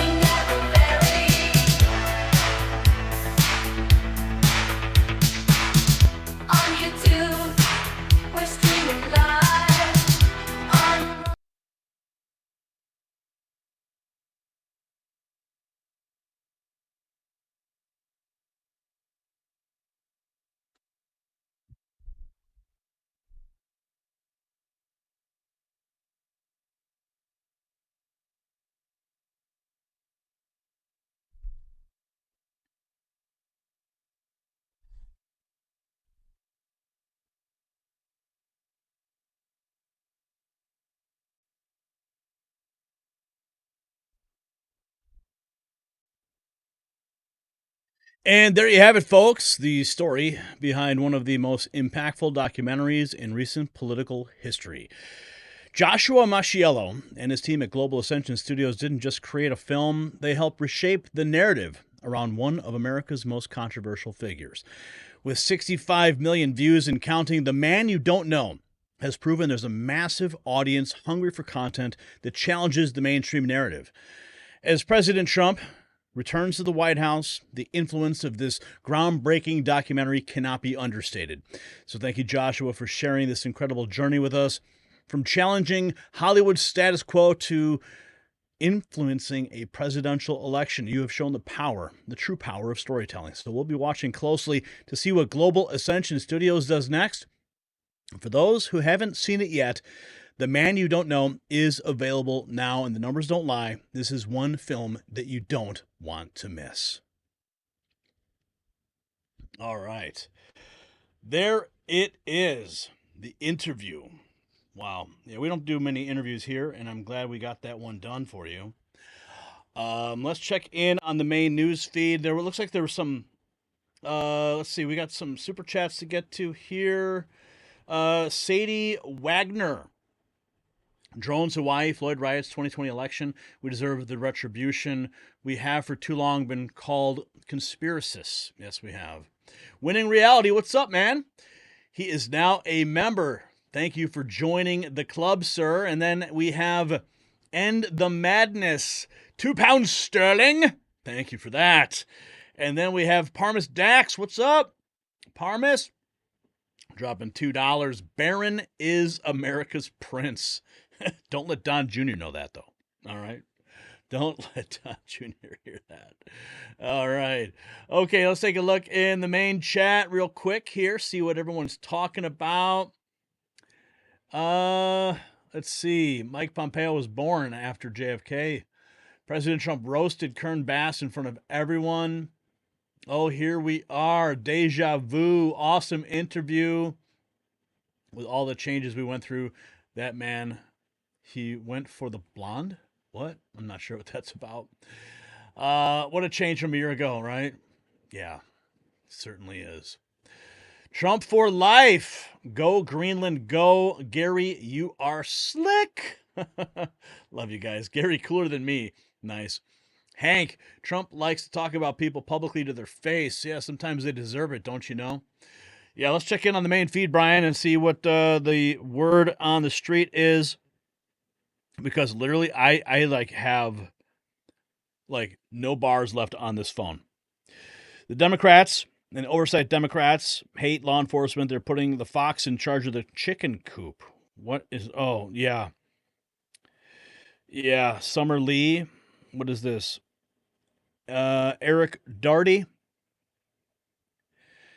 If you didn't watch the Trump roundtable in California, go watch the full thing. It's totally mesmerizing, namely because we have the highest, most distant federal official sounding like he lives among the people more than Los Angeles' own mayor.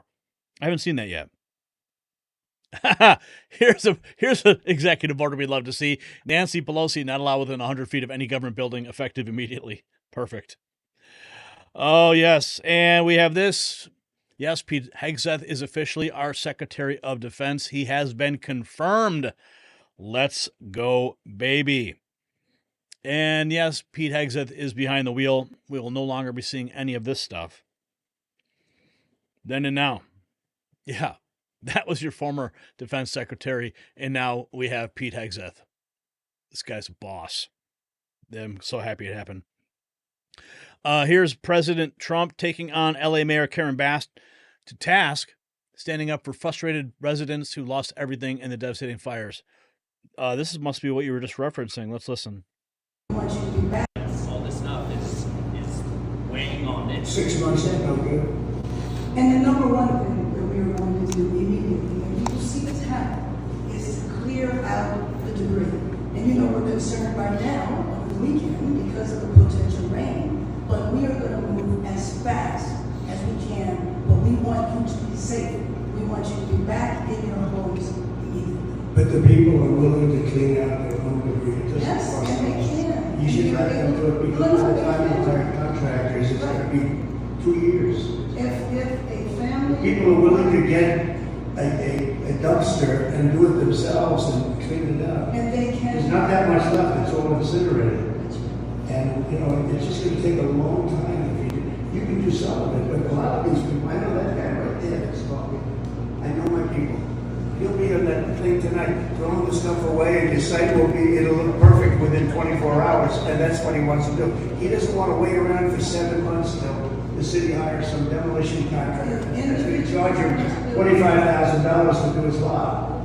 I think you have emergency powers, just like I do. When I'm exercising my emergency powers, you have to exercise them also. I did exercise them. Because I look, I mean, you have a very powerful emergency power, and you can do everything within 24 hours. Yes. And if individuals want to clear out their property, they can. But we can't even Get in here without Trump. Yes, but you know that you will be able to go. But how? When? We think within a week. That's a long time. I'll be honest. To me, everyone's standing in front of the house. They want to go to work, and they're not allowed to do it. And most a week is a long time. It's safe. It's safe. It's safe. You know what? They're not safe. They're not safe now. Oh, man. That was directly from Carolyn Levitt. She is the new White House press secretary. This is directly from her feed.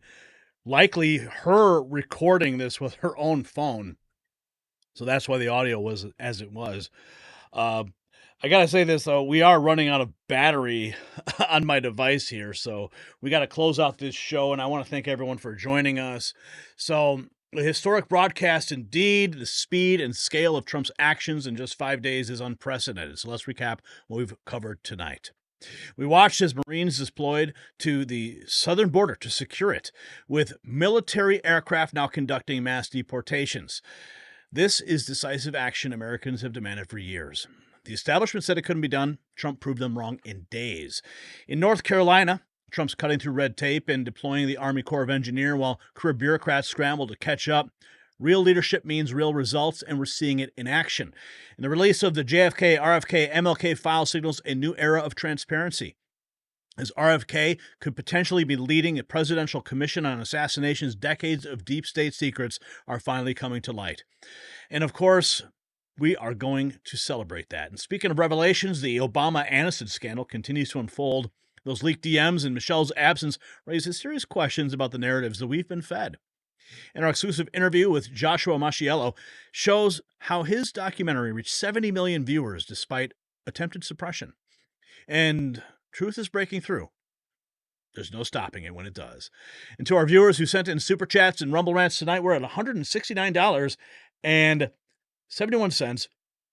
And Craig just dropped $5 telling me I need to get a phone charger. Well, I can't charge the phone when it's connected as a video input. That's one of the problems I have here. But we do like using the phone. So anyway, your support is what keeps independent journalism alive. And for those who haven't yet, consider supporting our mission through the donation links in the description. Every dollar helps us bypass big tech censorship and deliver news they don't want you to hear. And check out our new merch shop at shop.nextnewsnetwork.com. Our Mag Avengers collection is moving fast. Show the world where you stand in this fight for truth. Remember, we're streaming on YouTube, Rumble, and X every night. So follow us on all platforms because you never know when censorship will strike. This is true history unfolding before our eyes, and we're honored to bring it to you unfiltered, uncensored, and unapologetic. To our new viewers, welcome to the revolution. To our loyal audience, thank you for standing with us in the fight for truth. This has been the Raw Feed. Until next time, stay vigilant, stay informed, and keep fighting for America. Have a wonderful weekend.